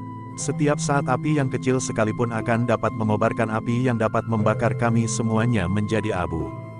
Mahendra termangu-mangu, lalu katanya, Ki Buyut, manakah yang lebih baik, kekuatan itu hanya ada di satu pihak, atau berada di kedua belah pihak yang dapat memberikan imbangan bagi kekuatan yang pertama? Ki Buyut memandang Mahendra sejenak, lalu katanya, bagiku Kisanak, lebih baik padukuhan ini tidak dijamah oleh kekasaran olah kanuragan seperti itu di pihak manapun juga. Kenapa kita harus mempergunakan dan menyiapkan kekuatan jasmaniah? Bukankah kita dianugerahi oleh Yang Maha Agung, kemampuan rasa dan pikir yang dapat kita pergunakan untuk menyusun masyarakat yang lebih baik daripada selalu dibayangi oleh dendam dan kebencian? Bukankah setiap persoalan akan dapat kita bicarakan, kita timbang buruk dan baiknya? Kemudian kita terapkan dalam susunan kehidupan yang sesuai dengan keadaan padukuhan ini. Mahendra menarik nafas panjang. Ia dapat mengerti sepenuhnya betapa jernihnya pendapat Ki Buyut yang tua itu. Dengan sedih ia harus menyaksikan anak-anak padukuhannya saling bermusuhan. Kisanak berkata Ki Buyut itu pula, memang mungkin kita saling berbeda sikap dan pendirian. Tetapi kita bukannya titah yang tidak mempunyai nalar budi. Kita dapat berbicara menimbang buruk dan baik. Jika kita mengatakan buruk dan baik, maka itu adalah buruk dan baik bagi kita semuanya. Bukan sekedar buruk dan baik bagi seseorang, satu pihak atau sekelompok orang-orang tertentu. Tetapi baik bagi kita semua. Mahendra mengangguk-angguk, namun tiba-tiba saja ia bertanya, bagaimanakah jika tidak diketemukan suatu kesepakatan tentang yang baik dan buruk itu Ki Buyut? Ki Buyut mengerutkan keningnya, sejenak ia memandang Mahendra dengan ragu-ragu. Namun kemudian dengan ragu-ragu pula ia bertanya bukankah Kisanak seorang pedagang? Ya, aku seorang pedagang. Kisanak tentu sudah beribu kali mengalami, bahwa yang terbaik dalam suatu sentuhan antara manusia adalah suatu persetujuan. Kisanak mempunyai barang atau ingin membeli sesuatu dari orang lain. Yang terjadi adalah penawaran dan permintaan. Jika saling bertemu antara dua kepentingan, maka jual beli itu pun terjadi. Jika tidak, maka terjadilah persetujuan lain. Jual beli itu dibatalkan. Nah, bukankah tidak terjadi kekerasan? Jika salah satu pihak memaksakan kehendaknya, maka yang terjadi adalah benturan kekuatan. Mahendra mengangguk-angguk. Jawabnya, Ki Buyut benar. Yang terjadi adalah suatu persetujuan. Tetapi Ki Buyut, pada suatu saat, persetujuan yang demikian tidak terjadi. Dan pada umumnya memang tidak disebut sebagai jual beli. Tetapi terjadi adalah perampasan oleh suatu kekuatan. Itu menunjukkan tinggi rendah martabat kita sebagai manusia Kisanak. Jika harus terjadi demikian atas kita, maka kita memang tidak dapat berbuat apa-apa, seperti seekor rusa yang berhadapan dengan seekor harimau yang garang. Kita berhadapan, bahkan berdoa, agar kita dapat mempertahankan, bahkan meningkat martabat kita sebagai manusia yang berakal dan berbudi.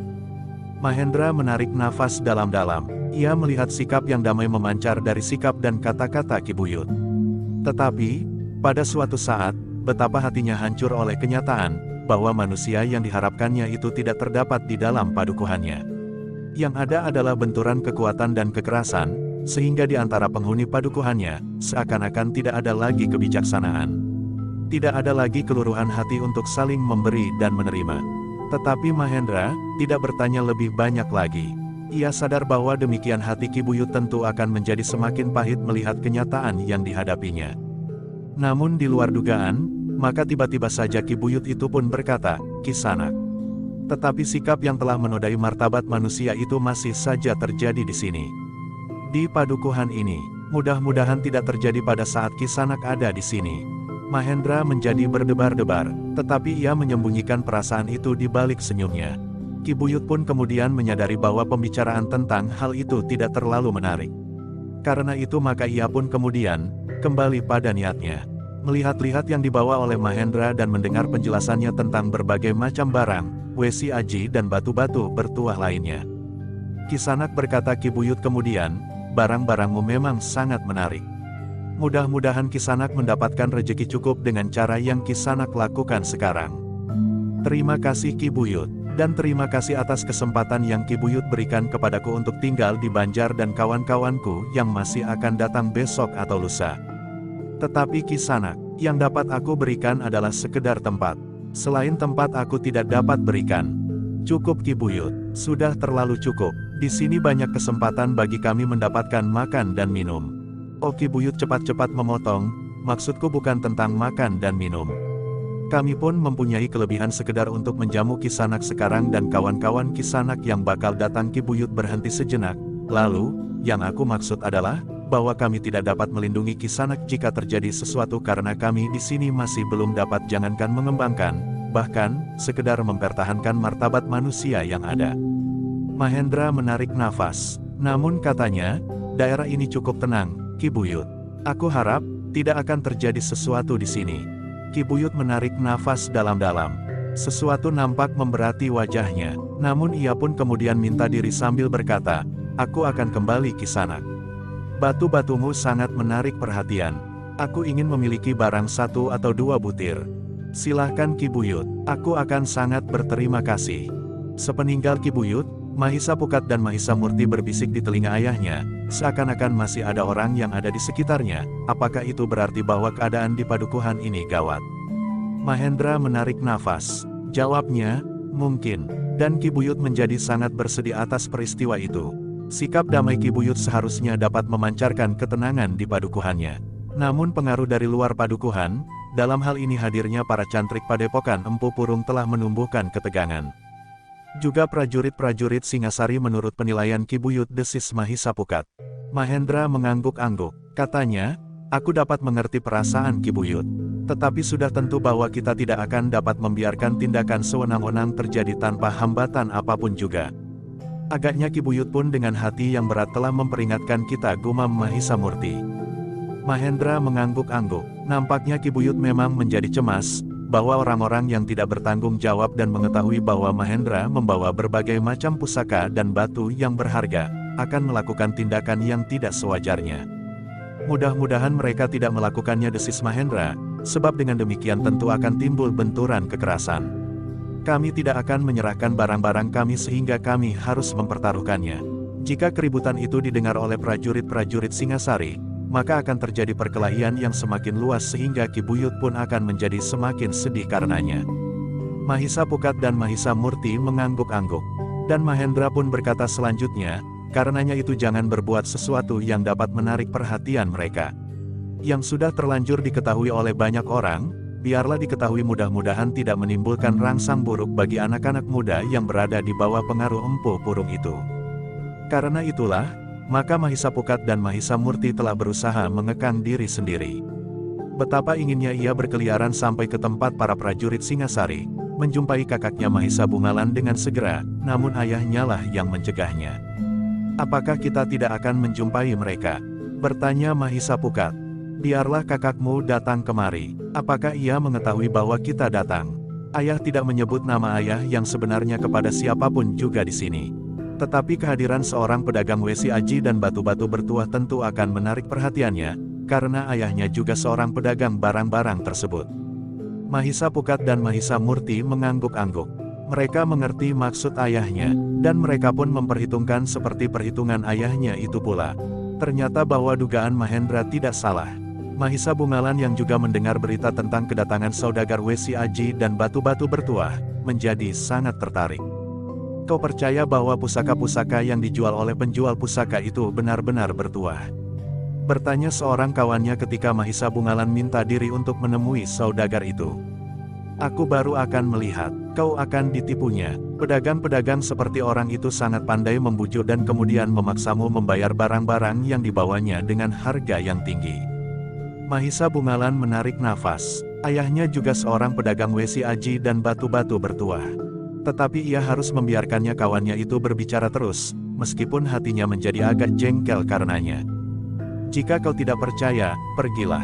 Orang itu akan menunjukkan sebilah keris yang sudah agak lama direndamnya dalam air, dan mengotorinya dengan warangan. Ia akan menyebut kerisnya dengan berbagai macam nama dan berbagai macam jenis pamor, berkata kawan Mahisa Bungalan itu. Namun akhirnya Mahisa Bungalan menjawab, kau sangka aku tidak mengetahui serba sedikit tentang Wesi Aji? Tidak seorang pun dapat menipu aku.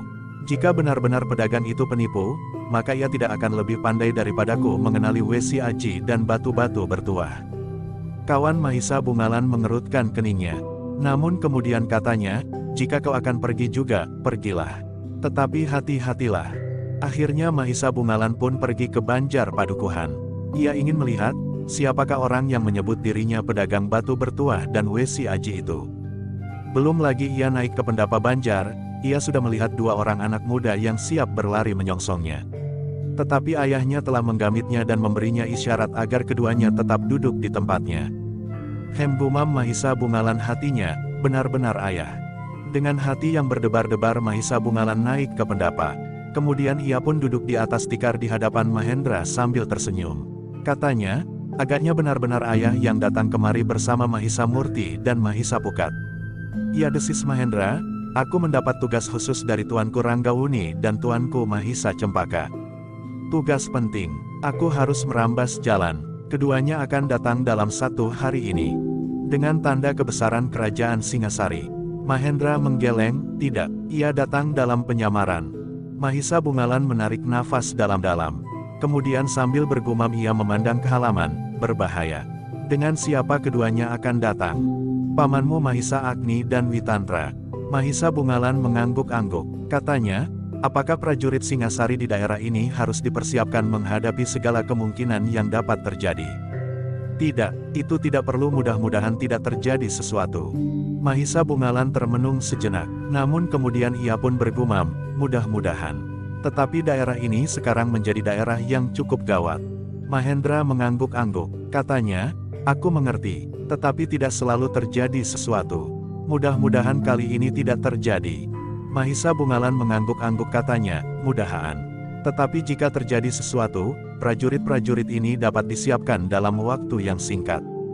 Sebenarnya sudah lama aku ingin mengunjungi Kakang, berkata Mahisa Murti, tetapi ayah tidak memperbolehkan. Mahisa Bungalan tersenyum. Katanya, ayah tahu bahwa aku tentu akan datang. Dan Kakang benar-benar datang, sahut Mahisa Pukat.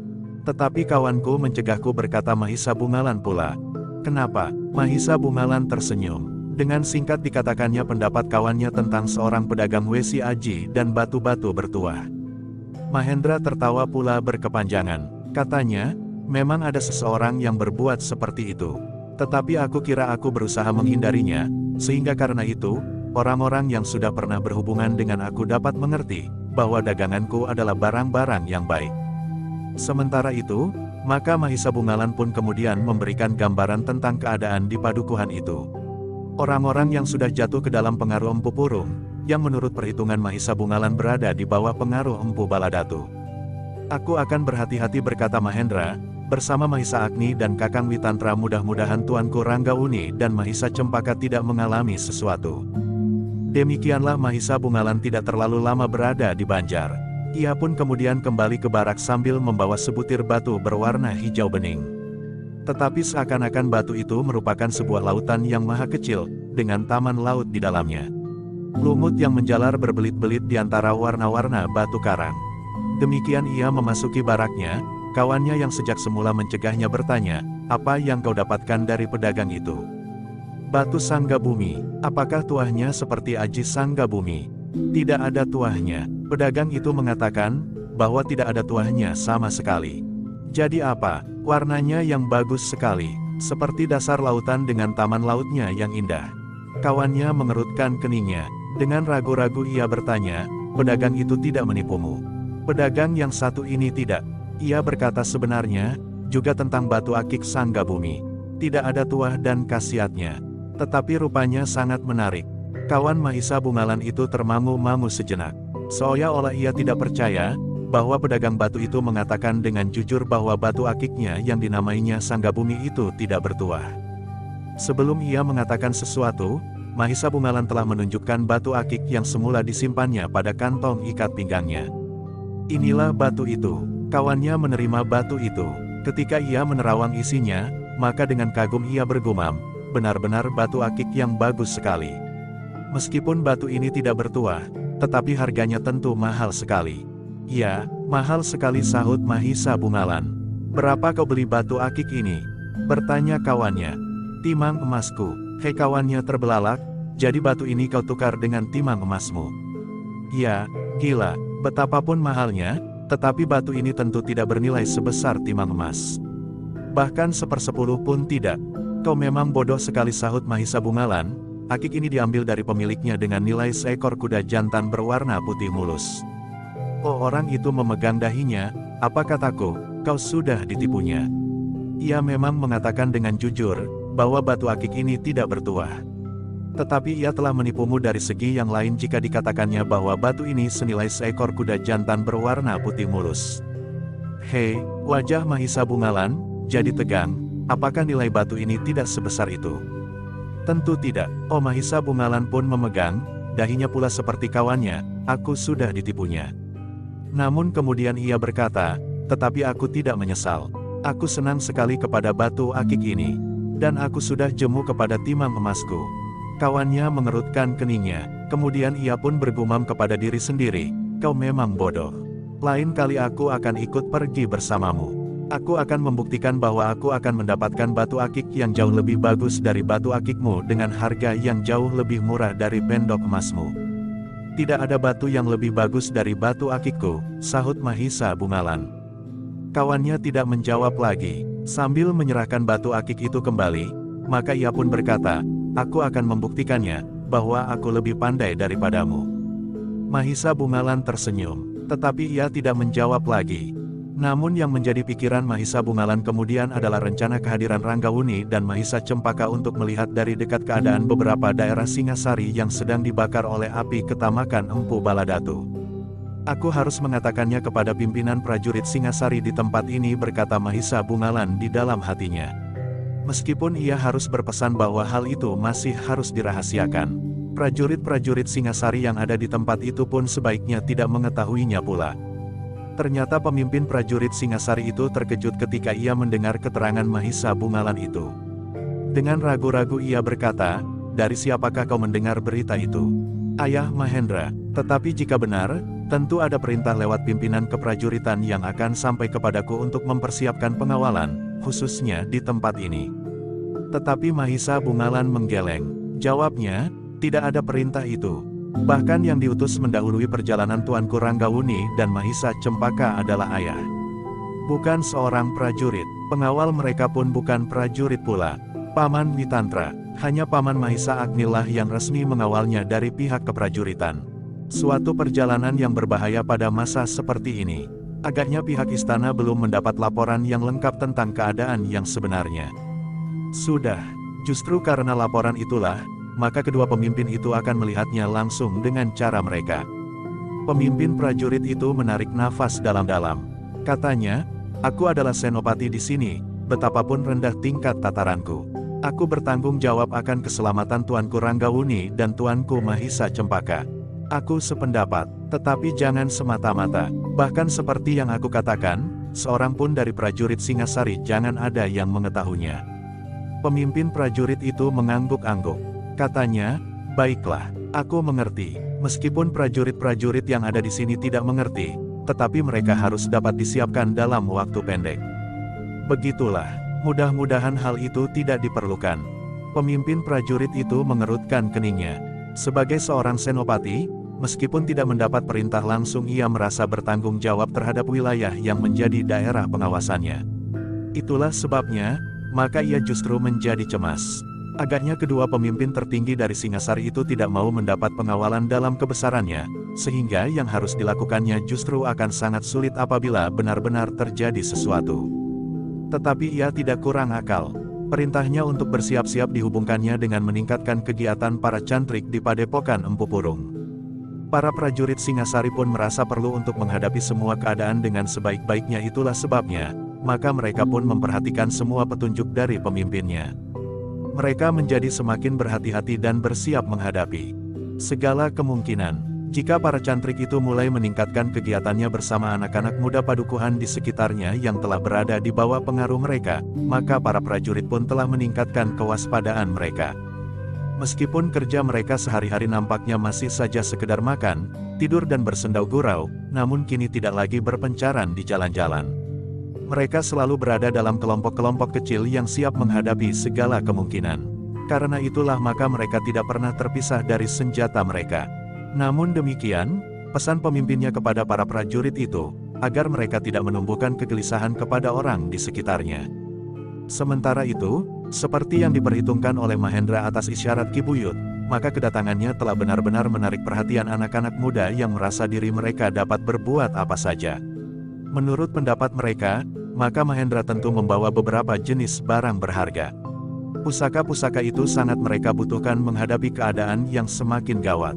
Juga batu-batu bertuah dan batu-batu berharga lainnya.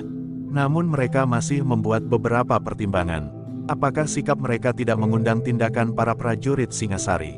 Mereka nampaknya tidak menghiraukan sama sekali seorang anak muda memberikan laporan tentang pengamatannya atas sikap para prajurit itu. Kita tunggu sehari 2 hari.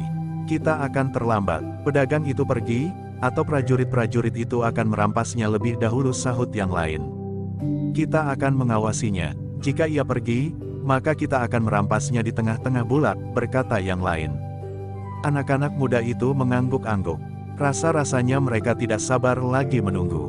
Mereka benar-benar berharap bahwa pusaka-pusaka dan batu-batu bertuah itu akan membuat mereka menjadi semakin sakti. Setidak-tidaknya barang-barang itu tentu berharga. Namun mereka lebih tertarik lagi, ketika ternyata sehari kemudian, beberapa orang kawan pedagang itu telah datang pula di padukuhan mereka, sehingga perhatian mereka semakin tertarik. Yang datang itu tentu juga pedagang-pedagang seperti yang telah datang lebih dahulu. Sebenarnya lah bahwa seperti yang direncanakan, maka Ranggauni dan Mahisa Cempaka pun telah menyusul Mahendra bersama Mahisa Agni dan Witantra.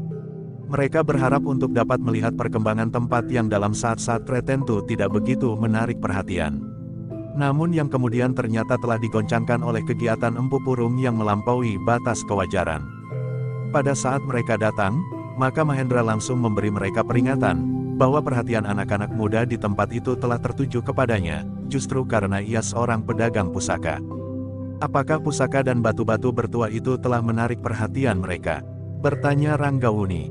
Hamba tuanku, sahut Mahendra, ternyata dalam keadaan seperti sekarang di daerah ini, mereka menganggap bahwa pusaka itu sangat perlu. Ranggauni mengangguk-angguk, katanya, kita akan berhati-hati. Meskipun demikian, Mahendra masih saja selalu berdebar. Dengan sungguh-sungguh ia mengawasi kedua anak-anaknya yang kadang-kadang agak kurang dapat mengendalikan diri. Namun agaknya mereka dapat mengerti, bahwa keadaan kurang menguntungkan bagi mereka, apabila mereka berkeliaran di padukuhan itu. Mahisa Bungalan yang mendengar berita kehadiran beberapa orang kawan pedagang itu pun dengan diam-diam telah datang menghadap. Tidak seorang pun yang mengetahuinya. Lawan-lawannya pun tidak, hanya pemimpin prajurit itulah yang telah dipesan, agar ia menjadi semakin berhati-hati menghadapi keadaan, justru karena kedua orang pimpinan tertinggi Singasari ada di padukuhan kecil itu tanpa pengawalan prajurit segelar sepapan. Ki Buyut pun dengan tergesa-gesa telah datang pula ke Banjar untuk memberikan peringatan sekali lagi, agar mereka menjadi semakin berhati-hati. Aku sama sekali tidak berkeberatan Kisanak berada di Banjar. Bahkan aku sama sekali tidak berkeberatan untuk menyediakan makan dan minum kalian selama kalian berada di sini. Tetapi kami tidak dapat memberikan perlindungan yang barangkali kalian perlukan jika terjadi sesuatu. Meskipun demikian, barangkali aku dapat menghubungkan kalian dengan para prajurit. Terima kasih Ki Buyut, jawab Mahendra, mudah-mudahan tidak terjadi sesuatu. Kami sebenarnya justru ingin berhubungan dengan anak-anak muda, yang barangkali memerlukan pusaka atau barang-barang berharga. Tetapi keadaan di daerah ini agak lain Kisanak. Beberapa waktu lampau, mereka masih dapat mengerti, bahwa dalam keadaan seperti ini, dalam hubungan antara yang memerlukan dan yang memiliki ada semacam alat penukar yang memiliki nilai cukup. Maksudku, mereka masih menghargai jual beli sewajarnya. Tetapi saat ini barangkali mereka telah kehilangan pengertian itu. Bahkan dengan sengaja telah memperbodoh diri, karena mereka merasa tidak ada seorang pun yang dapat merintangi niat mereka dalam hal apapun. Mahendra menarik nafas dalam-dalam. Agaknya Ki Buyut benar-benar telah mencemaskan orang-orangnya yang disebutnya, telah menurunkan martabatnya sebagai manusia. Tetapi pada suatu saat Ki Buyut tidak dapat ingkar dari kenyataan itu, bahwa orang-orang yang tidak dikehendakinya itu telah mengganggu dan melanggar hak orang lain, berkata Mahendra di dalam hatinya. Namun dalam kecemasannya, ternyata Ki Buyut telah berbuat sangat baik. Ia menjamu makan dan minum orang-orang yang tinggal di Banjar itu, meskipun jumlahnya menjadi cukup banyak. Dengan kehadiran Ranggawuni, Mahisa Cempaka beserta Witantra dan Mahisa Agni, maka jumlah mereka menjadi 7 orang. Dalam pada itu, kedatangan keempat orang baru itu telah menarik perhatian anak-anak muda di Padukuhan Alas Pandan dan sekitarnya. Bahkan 1-2 orang cantrik Empu Purung pun telah mulai memperbincangkannya pula. Kita akan melihat, berkata salah seorang dari mereka, apakah benar-benar mereka membawa pusaka seperti yang disebut-sebut orang. Jika mereka benar-benar membawa, beruntunglah kita, sahut yang lain sambil tertawa berkepanjangan. Kau akan membelinya, apakah kau mempunyai cukup uang atau barang-barang lain? Kawannya tertawa semakin keras, katanya, tidak ada seorang pun dan dapat mencegah apapun yang akan aku lakukan. Juga terhadap pedagang pusaka-pusaka itu. Kawan-kawan mengerutkan keningnya, namun, mereka pun mengerti apakah yang dimaksud oleh kawannya itu sehingga mereka pun kemudian tertawa pula berkepanjangan. Dengan tanpa menyadari, siapakah sebenarnya yang sedang mereka hadapi, maka anak-anak muda itu pun kemudian telah pergi ke Banjar. Ki Buyut yang mendapat laporan tentang anak-anak muda itu menjadi berdebar-debar. Tetapi ia merasa berkewajiban untuk berbuat sesuatu jika anak-anak muda itu memang bermaksud buruk, karena hal itu terjadi di daerah kekuasaannya. Dengan tanpa ragu-ragu, maka anak-anak muda itu pun telah memasuki halaman Banjar Padukuhan.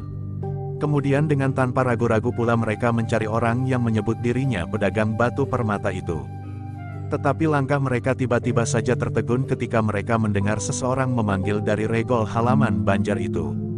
Ketika mereka berpaling, maka mereka pun telah melihat Ki Buyut yang berjalan tergesa-gesa memasuki halaman. Dengan wajah yang tegang Ki Buyut itu pun memberi isyarat, agar anak-anak muda itu berhenti di tempatnya. Ki Buyut, desis salah seorang dari anak-anak muda itu, ia adalah orang yang paling memuakkan bagiku. Ia sahut yang lain, lebih baik kita lemparkan saja ia keluar halaman. Tunggu, yang lain lagi memotong, apakah yang akan dikatakannya? Anak-anak muda itu pun kemudian berdiri tegang di depan pendapa Banjar Padukuhan itu.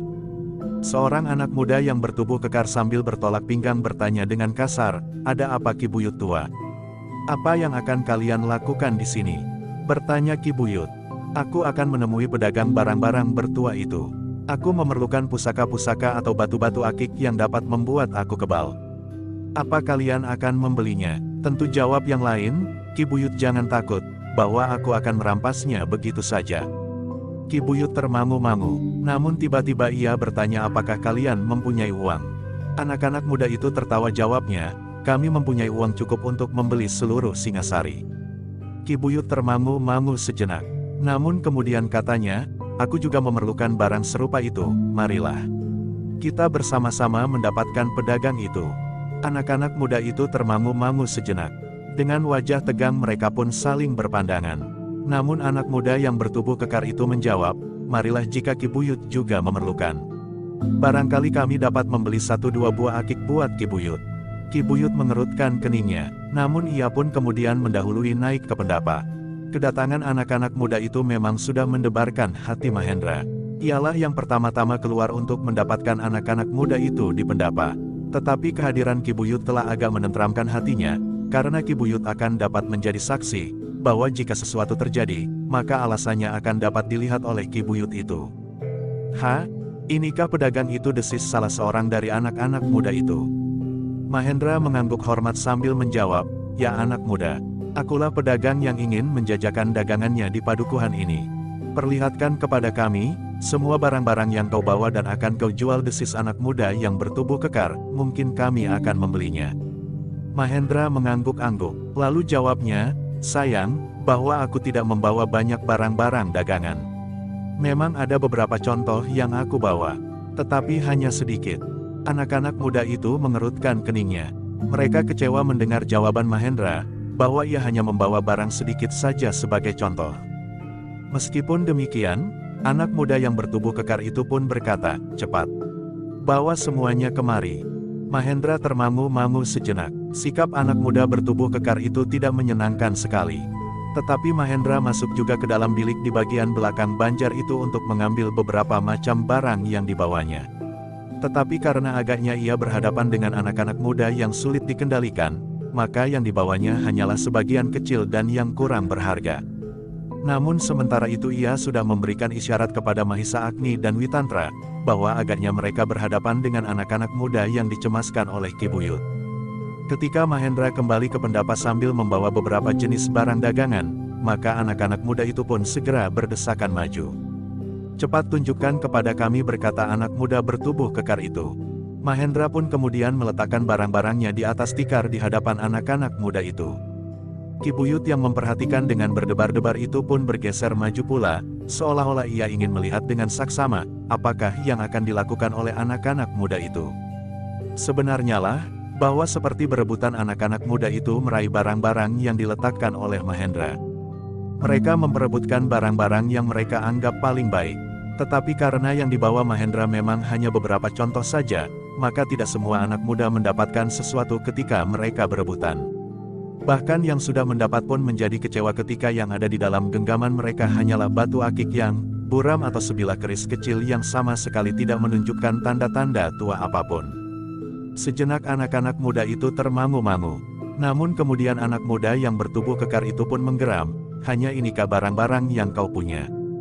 "Ya Kisanak, hanya ini. Jika Kisanak menghendaki, kami akan menyediakan sesuai dengan contoh ini."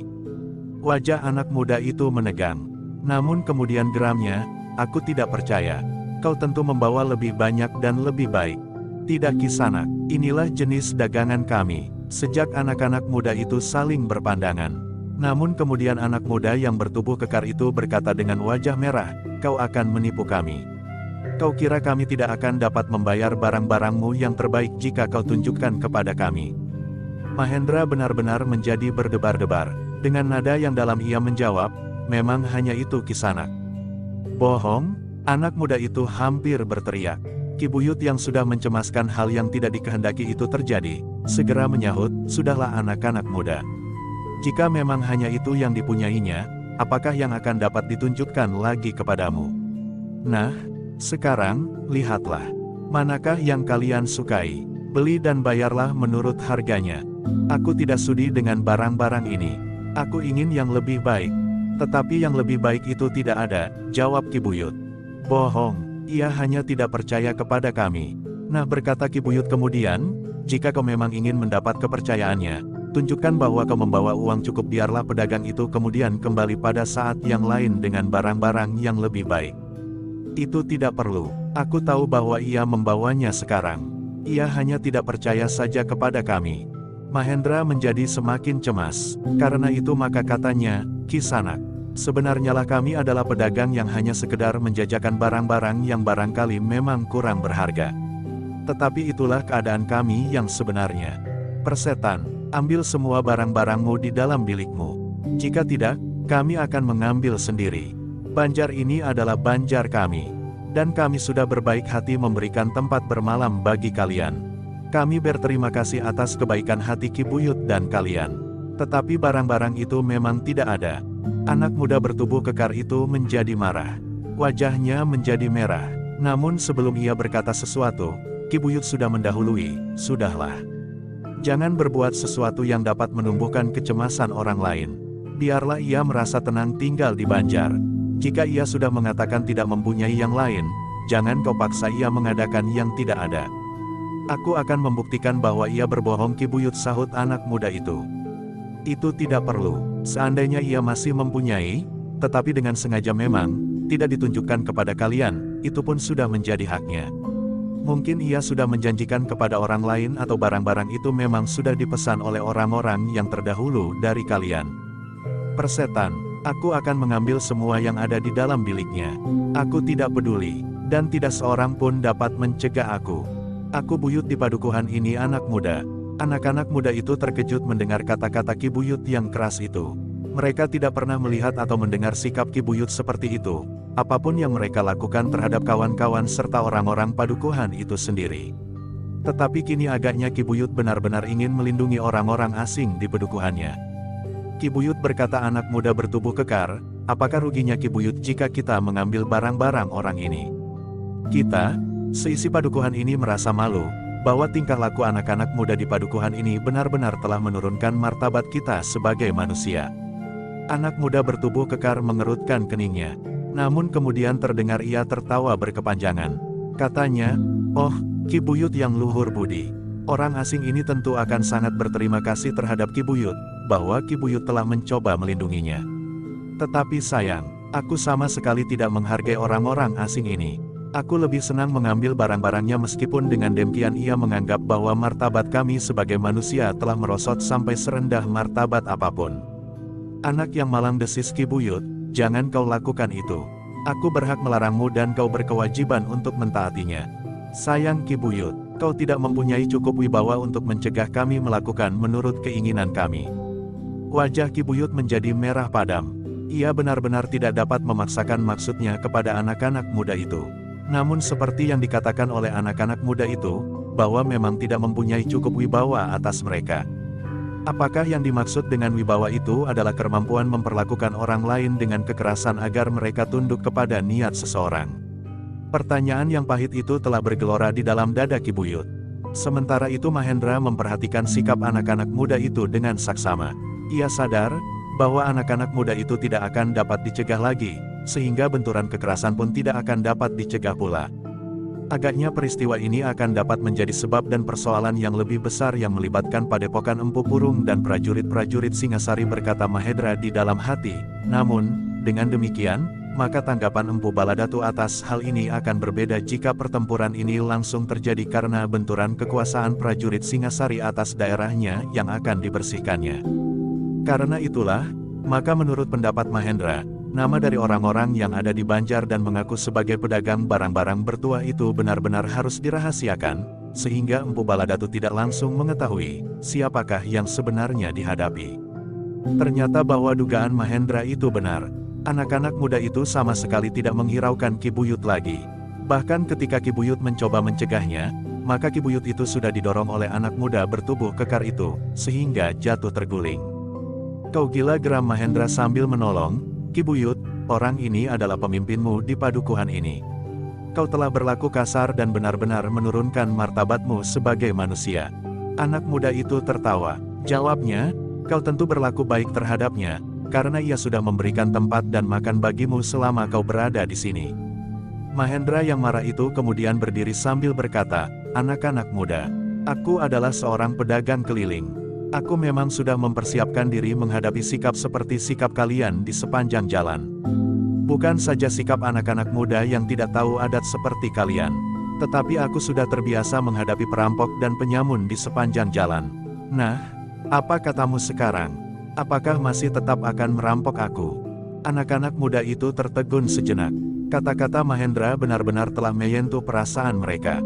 Bahkan satu dua orang di antara mereka mulai menimbang-nimbang apakah niatnya akan diteruskan. Tetapi anak muda bertubuh kekar itu kemudian tertawa sambil berkata, "Kau akan menakut-nakuti kami, he. Mungkin sebagian ceritamu benar, tetapi yang pernah kau hadapi adalah pencuri-pencuri kecil yang berkeliaran di sepanjang bulak yang sepi, atau orang-orang panjang tangan di pasar-pasar. Mungkin, tetapi juga anak-anak muda yang tidak tahu adat seperti kalian." "Tutup mulutmu," bentak anak muda bertubuh kekar itu. Sementara itu, pertengkaran itu telah didengar oleh orang-orang yang ada di dalam bilik mereka. Mahisa Murti dan Mahisa Pukat hampir tidak dapat menahan diri lagi untuk berlari menghambur keluar. Untunglah Mahisa Agni masih dapat menyabarkannya. Tetapi tiba-tiba saja mereka mendengar Mahendra berkata, "Anak muda, aku pun datang bersama dua orang anak muda. Mereka adalah pedagang-pedagang muda yang ingin memperluas pengalaman mereka dan minta dapat pergi bersama aku. Jika kalian mencoba memaksa, maka anak-anak muda itu tentu tidak akan berdiam diri." "Persetan, siapakah mereka?" "Prajurit-prajurit Singasari." "Sama sekali bukan. Keduanya adalah kawan-kawanku dalam hubungan jual-beli. Tetapi mereka pun masih muda. Dan mereka pun kadang-kadang seperti kalian, mudah membiarkan darahnya menjadi panas."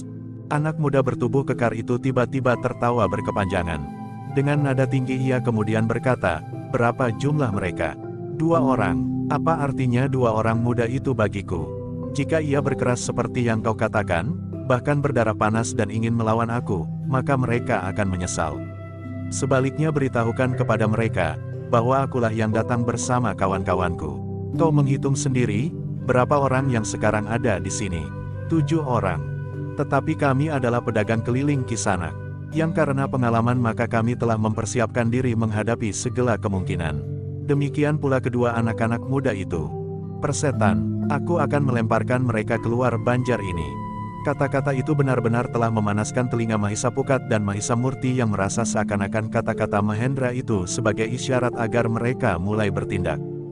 Mahisa Agni dan Witantra menjadi ragu-ragu pula. Mereka menyangka bahwa Mahendra memang memberikan isyarat kepada kedua anak-anaknya untuk bertindak.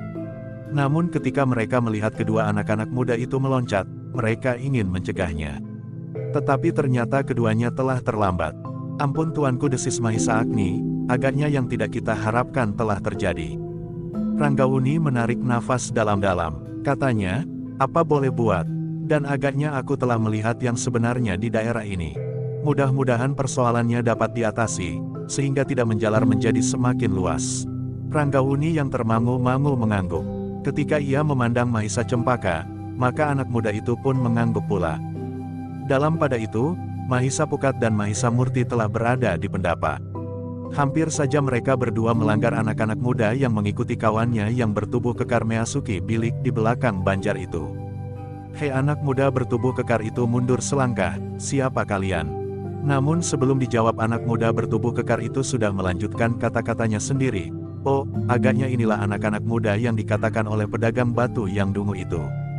Mahisa Pukat dan Mahisa Murti menggeretakkan giginya. Dengan geram Mahisa Pukat berkata, aku mendengar semua kata-katamu yang memanaskan hati. Oh, syukurlah, sehingga aku tidak perlu mengulanginya. Memang tidak, dan kau pun tidak perlu pergi ke bilik itu. Aku sudah menyembunyikan semua daganganku yang paling bagus dan paling berharga, sehingga kau tidak akan dapat menemukannya meskipun banjar ini akan kau bongkar. Persetan geram anak muda bertubuh kekar itu, apakah kau memang akan mempertahankan milikmu seperti yang dikatakan oleh pedagang tua itu? Tentu saja, meskipun hanya dengan cara yang paling sederhana, menyembunyikan barang-barang itu. Bohong, kau merasa dirimu mampu mempertahankannya. Kau merasa bahwa kau sudah mempunyai bekal cukup sebagai seorang pedagang keliling menghadapi perampokan di bulak-bulak panjang. Mahisa Murtilah yang menjawab, tepat. Kami memang sudah siap menghadapi perampok-perampok yang tangguh di bulak-bulak panjang. Apalagi perampok-perampok kecil dari padukuhan kecil seperti kalian. Jawaban itu membuat wajah anak muda bertubuh kekar itu menjadi merah padam. Kemarahannya telah membakar jantungnya. Bahkan seorang anak muda yang bertubuh kecil di belakangnya telah menjadi marah pula dan berteriak, kita sumbat mulutnya dengan bara. Anak bertubuh kekar itu menggeram, jangan menghina kami pedagang-pedagang gila. Kau sangka bahwa kau dapat mempermainkan kami. Jangan kau sangka bahwa kami belum pernah membunuh perampok-perampok besar yang berkeliaran di sekitar padukuhan kami, sehingga karena itu, maka ceritamu tentang bekal kemampuan diri itu sama sekali tidak berharga bagi kami. Mahisa Murti dan Mahisa Pukat tidak dapat menahan diri lagi. Karena itu, maka mereka pun justru maju selangkah. Mahisa Murti menyahut dengan suara gemetar menahan marah, sekarang kau mau apa? Kami akan mempertahankan milik kami dengan segenap tenaga dan kemampuan yang ada pada kami.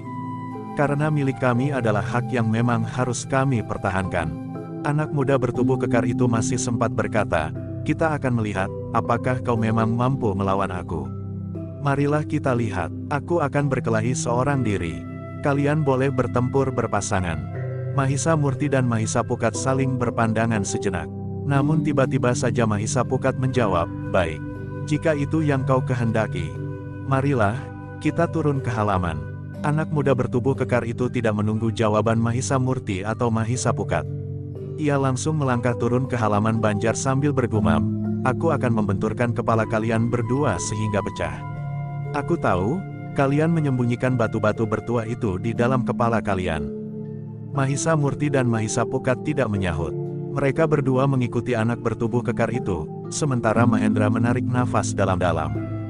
Anak muda bertubuh kekar yang sudah berada di halaman itu pun kemudian berdiri tegak menghadap kepada Mahisa Pukat dan Mahisa Murti yang sudah turun pula. Beberapa orang anak muda yang lain berdiri beberapa langkah agak jauh. "Jangan ganggu aku," berkata anak muda bertubuh kekar itu. "Aku akan membuat kedua anak muda yang sombong ini menyesal bahwa ia telah menghina anak-anak dari padepokan Empu Purung." "Oh," berkata Mahisa Murti, "jadi kalian berasal dari padepokan Empu Purung. Kau sudah mengenal nama itu?" "Tentu, setiap anak kecil mengenalnya. Padepokan Empu Purung adalah padepokan yang terkenal. Bukan karena olah kanuragan atau olah kajiwan, apalagi kesusastraan. Tetapi padepokan itu terkenal karena pada cantriknya pandai membuat permainan anak-anak yang dijual dengan harga sangat murah sekedar untuk mendapatkan sesuap nasi." Jawaban itu benar-benar bagaikan bara yang menyengat telinga anak muda bertubuh kekar itu. Bahkan Mahendra terkejut mendengar jawaban Mahisa Murti. Ternyata Mahisa Murti sudah cukup lama menyimpan kemarahan di dadanya saat anak-anak muda itu mengancam akan merampas barang-barangnya meskipun barang-barang itu benar-benar tidak ada pada mereka. Karena jawaban yang membakar jantung itulah, maka anak muda bertubuh kekar itu tidak berkata lagi. Dengan serta-merta ia menyerang Mahisa Murti dengan garangnya. Tetapi Mahisa Murti memang sudah bersedia. Karena itu maka dengan mudah sekali ia menghindari serangan yang tidak sempat mendapat pertimbangan yang panjang itu. Demikian anak muda bertubuh kekar itu merasa serangnya gagal, maka ia pun segera mempersiapkan dirinya untuk menyerang kembali. Tetapi Mahisa Murti dan Mahisa Pukat telah berpencar. Mereka berdiri di tempat yang berseberangan, sehingga anak muda yang kekar itu harus memperhatikan keduanya di tempatnya masing-masing. Mahisa Murti dan Mahisa Pukat telah berdiri tegak dan siap menghadapi segala kemungkinan. Namun ternyata pada serangan pertama keduanya telah dapat menilai kemampuan anak muda bertubuh kekar itu. Namun kemudian Mahisa Murti dan Mahisa Pukat ternyata mempunyai sikap yang lain dari sikap Mahisa Bungalan menghadapi anak-anak muda dari padepokan Empu Purung. Mahisa Bungalan masih dapat menahan diri sehingga mencegah kemungkinan yang berkepanjangan sebelum suasananya menjadi wajar untuk melakukannya sesuai dengan perkembangan keadaan. Tetapi Mahisa Murti dan Mahisa Pukat bersikap lain. Ia masih terlalu muda untuk membuat pertimbangan-pertimbangan yang masak. Yang mereka inginkan adalah justru sebaliknya. Mereka ingin membuat lawannya jera menurut cara mereka. Karena itulah, maka ketika anak muda bertubuh kekar itu menyerang, maka Mahisa Pukat telah siap untuk melakukan rencananya. Meskipun ia belum membicarakannya dengan Mahisa Murti, namun karena mereka sudah terbiasa dengan perangai masing-masing, maka agaknya keduanya telah bersepakat untuk mempermainkan lawannya. Dengan mudah Mahisa Pukat dapat menghindari serangan lawannya. Bahkan dengan cepatnya, ia telah berdiri selangkah di sebelah anak muda bertubuh kekar itu bertentang arah dengan Mahisa Murti. Untuk membalas serangan lawannya, Mahisa Pukat sama sekali tidak menyerangnya dengan kekuatannya. Tetapi seperti anak-anak yang sedang bermain-main, maka anak muda bertubuh kekar itu didorongnya ke arah Mahisa Murti yang seakan-akan sudah menunggunya. Ternyata kekuatan Mahisa Pukat adalah jauh di luar dugaan anak muda bertubuh kekar itu.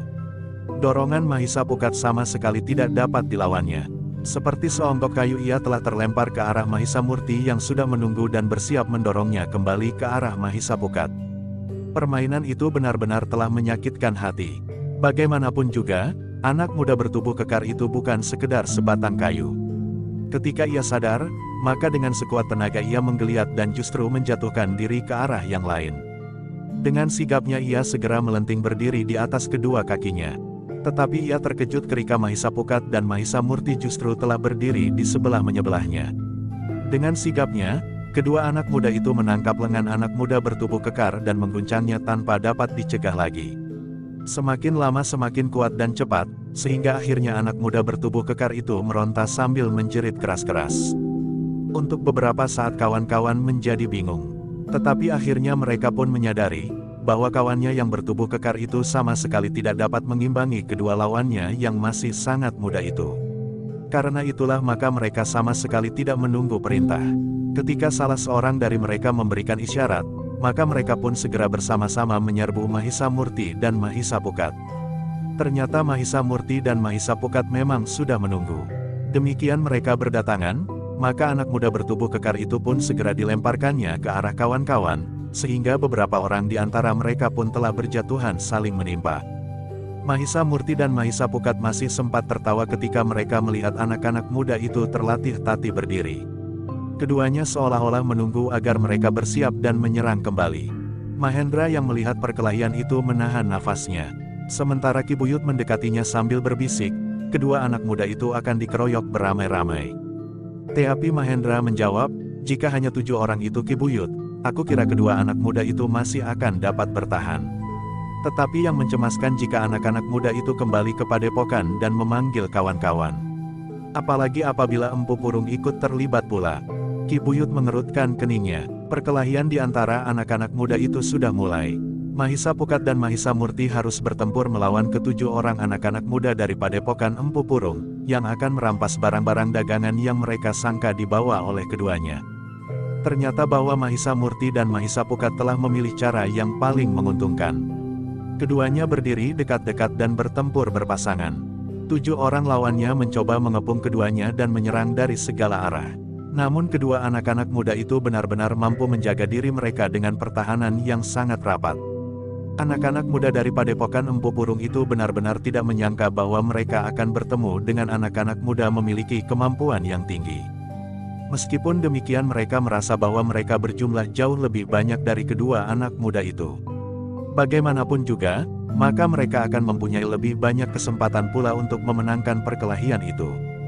Karena itulah, maka perkelahian itu pun semakin lama menjadi semakin seru. Mahisa Murti dan Mahisa Pukat benar-benar tidak mau mengekang diri. Mereka ingin menunjukkan kepada lawan-lawannya, bahwa tingkah laku mereka yang sombong dan tidak tahu adat itu akan dapat mencelakakan mereka sendiri tanpa pertimbangan yang lebih jauh tentang akibat yang dapat timbul. Dengan tegang, Ki Buyut menyaksikan perkelahian itu. Ia tidak dapat menyembunyikan perasaan cemasnya tentang Mahisa Murti dan Mahisa Pukat yang seakan-akan telah tenggelam dalam kepungan. Namun sekali-kali Ki Buyut melihat, 1-2 orang dari anak-anak muda murid Empu Purung itu terlempar dari lingkaran kepungan dan terjatuh di tanah. Namun mereka pun berusaha untuk segera bangkit kembali dan terjun ke dalam lingkaran perkelahian itu pula. Mahisa Murti dan Mahisa Pukat yang harus mempertahankan diri dari ke-7 lawannya, harus mengerahkan tenaganya pula. Mereka harus bergerak cepat dan tangkas. Mereka harus menghindari serangan dan kemungkinan menyerang kembali. Ternyata bahwa keduanya memiliki ilmu yang lebih tinggi dari lawan-lawan mereka. Dengan kemampuan yang ada, mereka kadang-kadang membuat lawan-lawan mereka menjadi bingung. Tata gerak kedua anak muda itu sulit untuk ditebak dan apalagi diketahui dengan pasti.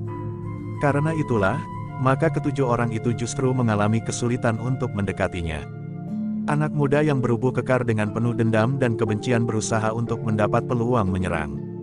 Mahisa Pukat yang sedang sibuk menghindarkan diri dari serangan kawan-kawan. Dengan sepenuh tenaga ia mengayunkan kakinya mengarah ke lambung.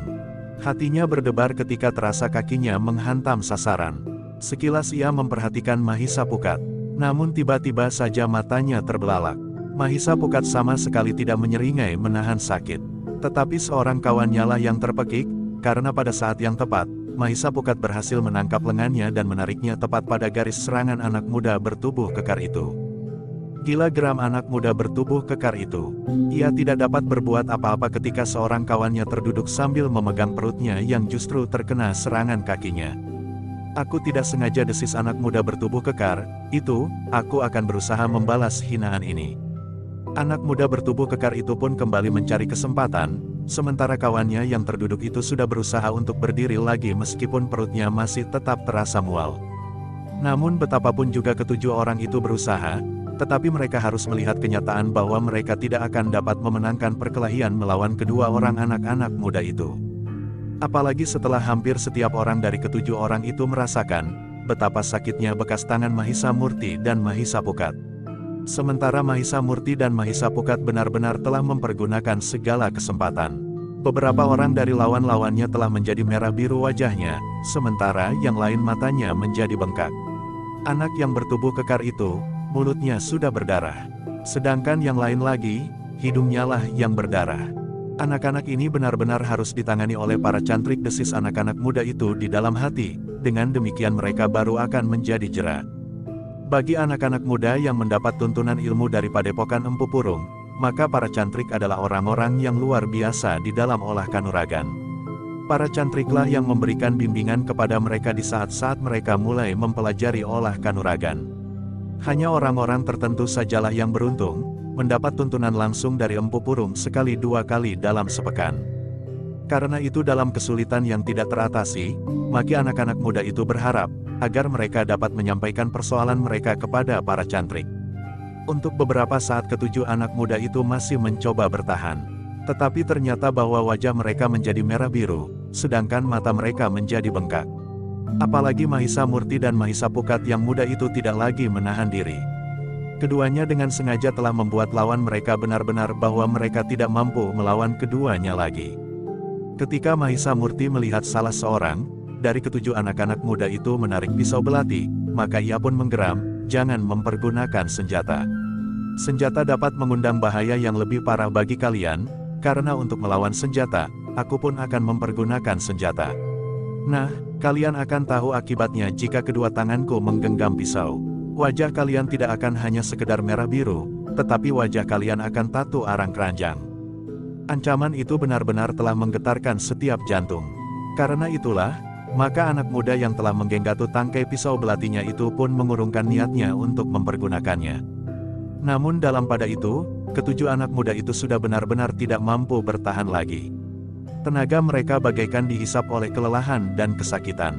Karena itulah maka sejenak kemudian ketujuh orang itu pun menjadi semakin terdesak dan akhirnya, ketika anak muda yang bertubuh kekar itu memberikan isyarat, maka ketujuh orang itu pun serentak berlari menghambur meninggalkan kedua lawannya.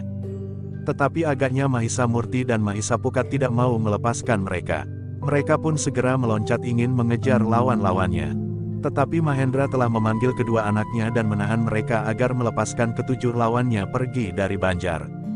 Luar biasa, desis Ki Buyut yang menyaksikan perkelahian itu dengan berdebar-debar. Lalu katanya, kedua anak muda itu benar-benar memiliki kemampuan di luar kewajaran. Keduanya hanyalah karena keras kepala saja, Ki Buyut, jawab Mahendra. Ki Buyut mengangguk-angguk, namun di wajahnya membayang kepahitan yang mencengkam perasaannya. Bahkan kemudian katanya dalam nada berat, permulaan dari kekisruhan itu sudah terjadi. Maksud Ki Buyut? Bertanya Mahendra. Mereka tentu tidak akan menerima kekalahan mereka begitu saja. Di padepokan itu ada berpuluh-puluh cantrik yang memiliki kemampuan yang tinggi. Mereka akan dapat menjadi sakit hati karena kawan-kawan mengalami perlakuan yang dapat mereka artikan, menyinggung perasaan mereka. Apakah para cantrik di padepokan Empu Purung itu akan membenarkan tingkah laku ketujuh anak-anak muda itu? Bertanya Mahendra. Ki Buyut termangu-mangu sejenak. Namun kemudian jawabnya, mungkin mereka tidak mau mendengar alasan-alasan lain dan sebab dari perkelahian itu. Mungkin mereka membenarkan tindakan kawan-kawan, atau mungkin mereka tidak membenarkan, tetapi mereka tetap ingin mempertahankan harga diri. Mahendra menarik nafas dalam-dalam. Kisanak, berkata Ki Buyut, jika Kisanak sependapat dengan aku, tinggalkan tempat ini. Kenapa Ki Buyut? Kalian dapat menghindarkan diri dari akibat yang lebih parah.